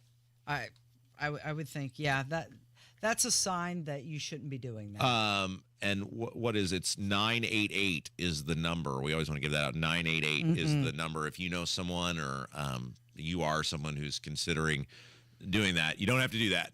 Just 988. Don't do it. It's a number. You'll get in touch with somebody who can help you, and never ever do that. It is Kendall and Casey. It's 93 WIBC. 93 WIBC Mobile News. On the level, on the go. Where are the candidates? I'm Kurt Darling. Here's what's trending at 11:30. Vice President Kamala Harris is hitting key battleground states, including North Carolina, for a pair of rallies. Her GOP opponent, former President Trump, is in Arizona campaigning. He's planned to speak in Tucson. Still looking for a man with a gun in the woods of Kentucky. Fox's Jeff Manasso. He will be brought to justice. That from Kentucky Governor Andy Beshear in the latest briefing on the manhunt for 32-year-old Daniel Couch, who allegedly opened fire Saturday on passing cars along I-75 in Laurel County, injuring 5, and who's believed to be hiding out in the Daniel Boone National Forest. Area schools have also closed out of safety concerns. Jeff Manasso, Fox News. I'm Kurt Darling, on the level, on the go, and on WYBC.com. When you have a stuffy nose, life can be a bit unpleasant. Some live every day with a stuffy nose, and that can make life downright miserable. I'm Dr. Madan Kandula with Advent, where we are committed to eliminating your nasal breathing problems with simple in-office procedures like balloon sinuplasty, which requires no surgical cuts, little to no downtime, and can have you breathing better in less than 30 minutes. At Advent, we understand your inability to breathe freely limits your quality of life. And that's why we continue to pioneer the most advanced in-office procedures that have made our practice a global destination for those seeking to live their highest quality of life. Visit AdventKnows.com to see if you're a candidate for the balloon sinuplasty procedure. Because Advent knows when you breathe well, you live better. Breathe well with simple solutions. Breathe well with simple solutions. AdventKnows.com. Results may vary. Your home is your sanctuary. Get the peace of mind you deserve with a free estimate on a Generac automatic standby generator for your home from Generator Supercenter, the nation's #1 Generac generator dealer. With expert installation and 24-hour monitoring, Generator Supercenter won't leave you in the dark. Financing is available. Take control of your power today with Generator Supercenter. Call 317-827-0808. Generator Supercenter of Indianapolis, 317-827-0808. This September, Diamonds Direct's ultimate offer is back, stronger than ever. Diamonds Direct helps you get the perfect jewelry gift with 0% interest. That's right, enjoy 5 years of 0% financing on any Diamonds Direct purchase. It's your chance to get her the perfect ring with 0 interest and comfortable monthly payments that fit your budget. But act fast. This offer ends September 30th. For details and more, visit DiamondsDirect.com. Spread your payments over 5 years with 0 interest on approved credit. Only at Diamonds Direct. Your love, our passion. Mom, meet Sarah. From first-time Nana moments. Welcome to Flight 101. To annual girls trip moments. Your can't-miss moments are worth protecting against RSV. If you're 75 or older or 60 plus with a chronic condition like asthma, COPD, heart disease, or severe diabetes, you're at higher risk of landing in the hospital from RSV. And there are no prescription RSV treatments. Check eligibility and schedule your RSV vaccine at vaxassist.com. So where should we go next? Sponsored by Pfizer. Hey, what's up? It's Hammer from the Hammer and Nigel Show. You guys rocked it at our WIBC debate viewing party at 416 Wabash. That place is so cool. You guys were the stars of the show. And if you're looking for a place to have your next event, whether it's a wedding reception, class reunion, you name it, check out 416 Wabash. As a wedding DJ, I've played a lot of venues, and I got to tell you, 416 Wabash might be the coolest. 416wabash.com. Tell them Hammer and Nigel sent you. In high school sports, it's fun making big plays, facing off against your school's rival, and winning games. But behind those exciting moments is a lot of hard work, perseverance, and mental toughness. I'm Kate Garden from Wawasee High School. And I'm Claire Hack from Jennings County High School. High school sports help student athletes develop the mindset we need to face life's challenges, be resilient, and embrace the uncomfortable. We learn that overcoming adversity is how we grow. And by leaning into challenges, we develop courage and integrity. We discover there are no shortcuts to success and that it only comes when preparation meets opportunity. Behind all the fun and excitement of playing, we are growing as people and learning powerful life lessons through high school sports.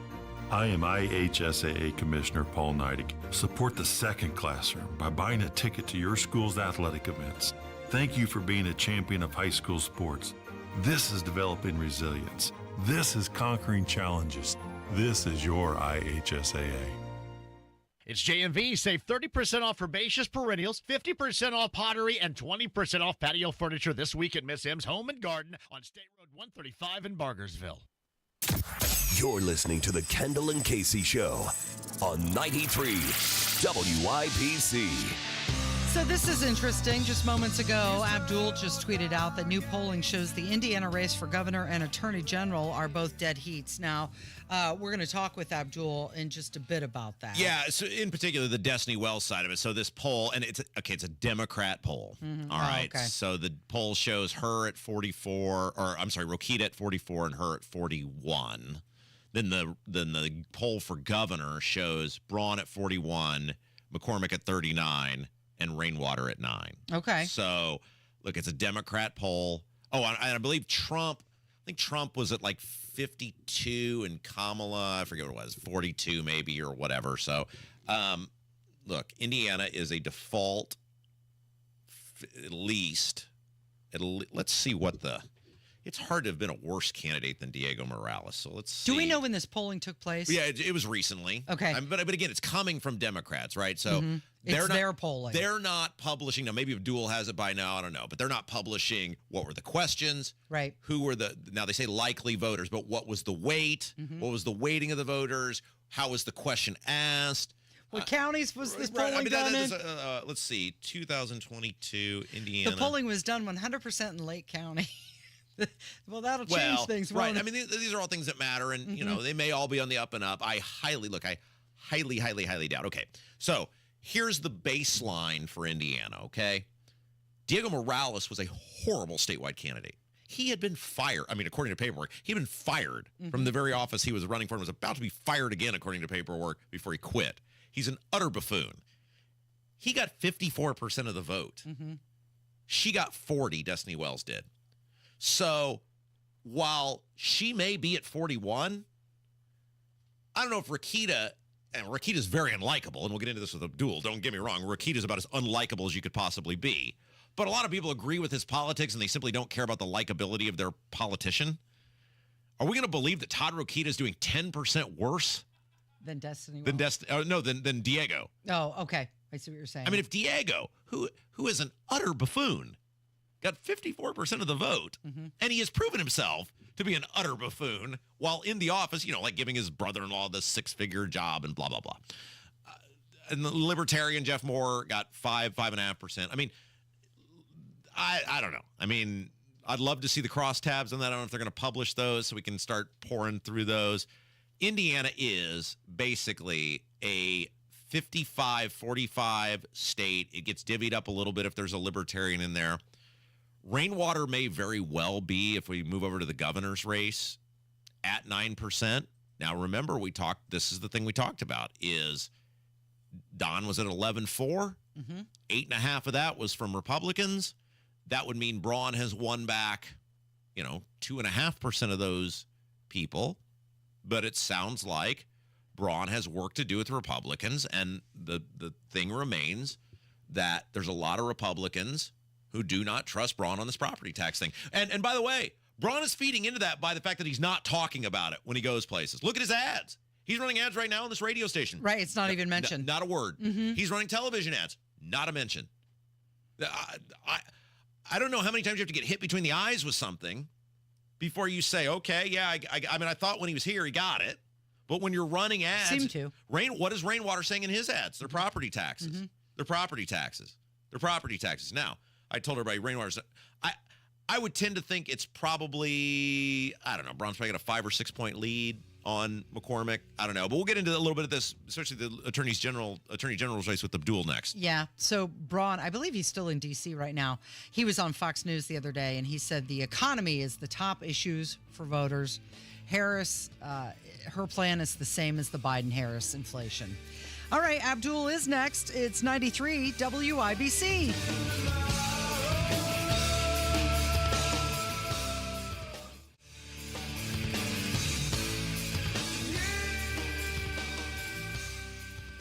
Hammer and Nigel Show 3:06 this afternoon. The biggest stories of the day. Rob Kendall will go off the rails. And as always, we're going to have a lot of fun. Join us, 93 WIBC. Everyone's talking about Galaxy Concrete Coatings and their transformation, like your neighbor Jerry. When we first started looking for different options, we went to the internet. Really, we did choose Galaxy, and definitely happy that we did. We first had our front porch and our pool deck done. Decided we loved it so much, we had them out about 10, 11 months later to finish up and do our back porch. Commercial or residential, 4 times stronger than epoxy, and it comes with a 15-year warranty. The crews at Galaxy were great. They actually cared about my property, very punctual, knowledgeable, and just a great group of workers. Galaxy Concrete Coatings works for any area like patios, garage floors, driveways, and around pools. I'm 100% satisfied. It's not slippery and it's not hot. I was very impressed with the product. It's amazing that I don't burn my feet and my 6-year-old doesn't fall. Click on GalaxyConcreteCoatings.com and remember to like us on Facebook, GalaxyConcreteCoatings.com. We are out of this world. Here's a real-life story that affects 50% of all of us out there. It's called divorce. If you've gotten divorced and now you're struggling to pay your bills and your credit card debts are completely out of control, you need to call this special debt relief hotline right now. We help people with all kinds of money problems caused by different life challenges, a divorce, a job loss, even heavy medical bills. All these life events can sometimes financially stress you out and cause you to get out of control. We help people get their lives back by showing them ways to consolidate and reduce their debt, in some cases for a fraction of what they owe. If your credit card balances are more than $10,000, call us and learn how to reduce your credit card bills and monthly payments now. Here's our number. Paid for by Debt.com. Call now at 800-810-1820. 800-810-1820.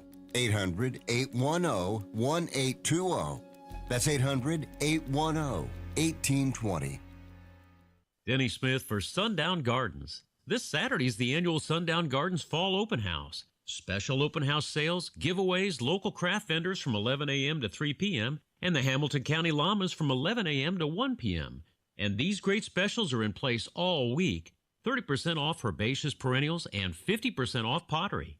The greenhouse and nursery are full of fall plants. Celebrate fall at Sundown Gardens at 186th Street and Spring Mill Road in Westfield. SundownGardens.com.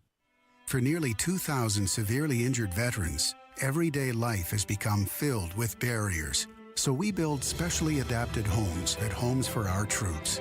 And thanks to our donors and supporters, this life-changing gift of freedom is provided mortgage-free to these veterans. But we need you to join us, too, in completing this important mission. Please visit hfotusa.org and help build homes and rebuild lives. Will you be there? This is just such a prestigious place and such hallowed ground. Reigning Brickyard 400 champ and 2024 Indy 500 Rookie of the Year, Kyle Larson will try to make history racing and winning the Indy 500 presented by Gamebridge and the NASCAR Coca-Cola 600 in the same day. I love you, Indiana fans. How about we come back next May and try and kiss these Greeks on the IndyCar? Don't miss your chance to see Kyle Larson take on two-time defending champion Joseph Newgarden and all the stars of IndyCar at the 109th running of the Indianapolis 500. See you guys all next May. For ticket info, visit ims.com. Hey, Bill, where you been? You're overdue for a haircut. Man, listen, my water pipes burst and flooded my house. Place a mess. I've been staying with my daughter till I can figure out what to do. You trying to fix it and move back in? No way. It's too big a mess. It'll cost me tens of thousands of dollars. I ain't got that kind of money. You trying to sell it then? Well, that's what I'd like to do, but who's going to buy my house in this condition? Did you call Simple Quarters? Simple Quarters? Simple Quarters bought our house when we were in a jam. We needed to move real quick. They closed fast and gave us cash. Simple Quarters will buy in any condition? That's right. They buy as is. You don't have to repair anything or clean anything out. It's simple. What do I have to do? Just call them. They'll do a quick walkthrough, then they'll make you an offer. Simple Quarters is a local Christian company that loves to help people in difficult situations. Call Simple Quarters at 317-900-HOME. That's 317-900-HOME. Check us out at simplequarters.com. Hammer and Nigel here, inviting you to join us as we kick off the weekend every Friday around 5:45 with Beer Sample Friday, brought to you by our friends at Thompson Furniture and Mattress in Columbus. You want to listen all day to WIBC, but you don't always have time. Don't worry. There's a podcast for that. The WIBC Mashup. Daily highlights from your favorite hosts, Tony Katz, Kendall and Casey, and Hammer and Nigel. Subscribe wherever you get your podcasts.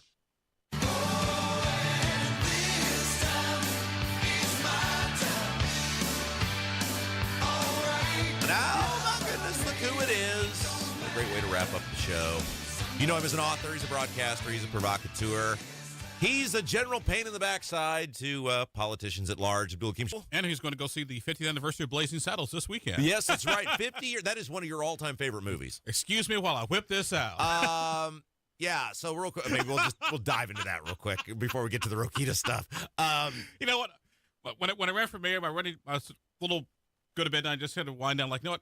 If I get elected mayor, I know the first thing I'm going to do when I get to my inauguration. Yeah. Just walk up there, excuse me while I whip this out, just to get just a little look on everybody's face, including our good buddy Robert Vane. Well, we're not allowed to have anything fun anymore, and I find that I think you're the perfect person because I think, as most people know this, you are a black man in America, and you think that movie's hilarious. It's hilarious. So for all the people who are like, it's racist, you can't do this. Yes, it is. Duh, and it's also funny. Thanks. Duh. Okay, so let's talk about this press release that Destiny Wells is supposed to be putting out, claiming that the race between her and Todd Rokita for Attorney General is allegedly within the margin of error. Now, I know you've not delved into nor seen the poll as of this production of this interview, but are you buying this?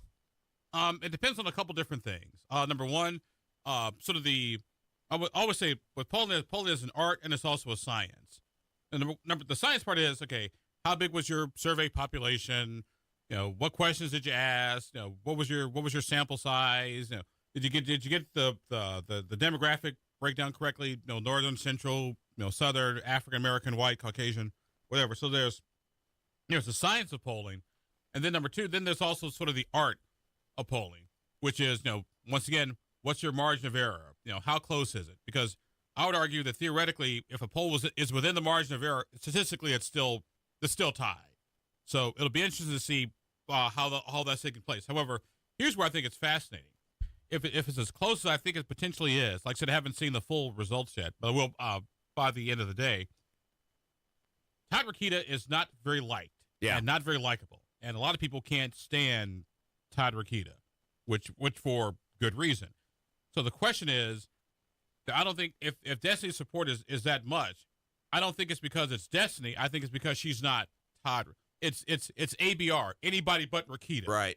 And you could have an empty chair in that Democrat spot, and the Democrat will probably still be in a competitive Attorney General's race. Okay, so if you're Destiny Wells, how do you beat the system in the sense of, hey, we all know Trump's winning Indiana. We all know Banks is winning Indiana. I think we all now believe that other than at Indy Star, the Micah Beckwith is going to cost Braun the governorship thing hasn't developed into reality.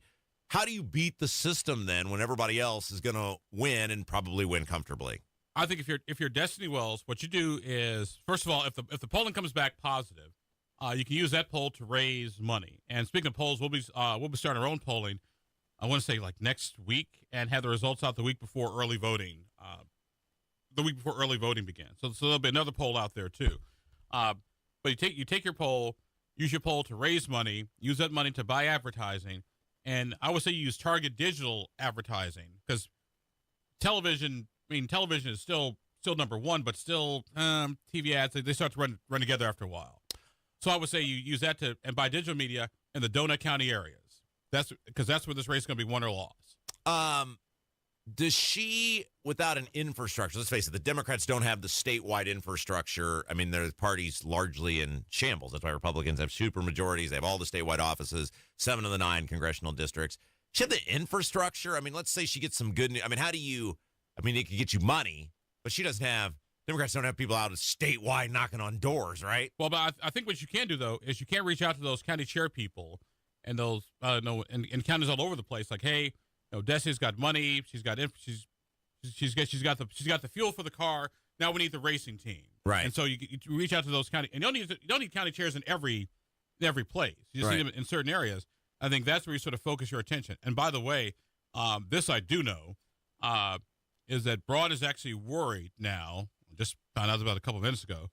They're worried about the energy and enthusiasm level amongst the Democrats. They haven't seen it like this in a really, really long time, in part because of the whole Kamala Harris situation deal.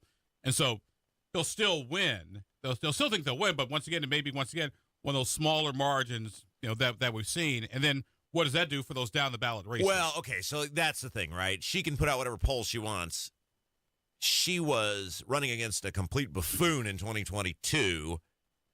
Rokita, whatever you want to say about him, is an infinitely better campaigner than Diego was. He's infinitely more qualified for anything than Diego was. She's still got smoked by Diego. So yeah, but once again, where she gets smoked? Well, in 2022, I went back and looked at some of the data. Destiny did relatively well in central Indiana, but when you get outside of central Indiana, once again, that's where Diego just cleaned up and took off. So Destiny's really going to have to focus on that central Marion, those donut counties, that Allen, New Albany, Vandenberg, and a couple other places, and Lake County, and really turn out that vote.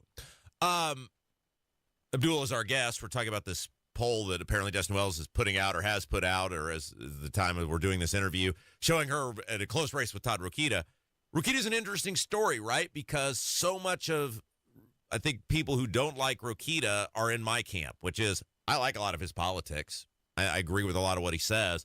I just think the guy behaves like a clown on the regular. And it was one thing when he was doing it as like a congressman or he was doing it as a senator, but you're the chief law enforcement officer for the state of Indiana as the attorney general. Like, you're supposed to be above politics, and it just seems like he finds political engagements to get into that really don't or aren't necessarily in the, I mean, they may technically be in the confines of his job, but it's like, should you really be doing that? You still seem way more like a politician than the chief law enforcement officer for the state of Indiana. As my late lovely mother, the original lovely Mrs. Shabazz, used to say, some people just aren't happy unless they're out there raising hell. Right.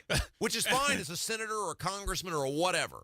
But you got. But even then, you need to pick your battles. You can't pick your battles. You can't fight every single thing because it becomes exhausting. We talked about this during State House Happenings. That property tax announcement he made was a great example of this. Yes. Property taxes. Obviously, the debate, the discussion is about property tax reform and what to do with them, which is fine. And everybody has a role to play, so to speak. But Rokita puts out a news release saying, hey, I'm here to assist the legislature, with the constitutionality of any sort of property tax reform. In other words, he put out a news release saying, hey, I'm going to do my job. Right. Which number was horse crap to begin with. But then the even bigger hypocrisy in Todd's statement was, and originally on when this first time popped up, he could care less about property taxes. Like, you people just pay your bill. It's no big deal. Yeah. You peasants be gone, off with your heads. That type of thing. So it turns out, then he starts hearing about this at his town hall things. He's hearing about this property tax. Like, what's going on with this property? Like, oh my God, here's an issue. We need to get on it. We need to get in front of this right now. We need to keep our floating jobs. I need to get a rump out of that guy. and so next thing you know, he's put out this news release. But the attorney general, apart from being sort of the legal advisor of the legislature, has nothing to do with property taxes.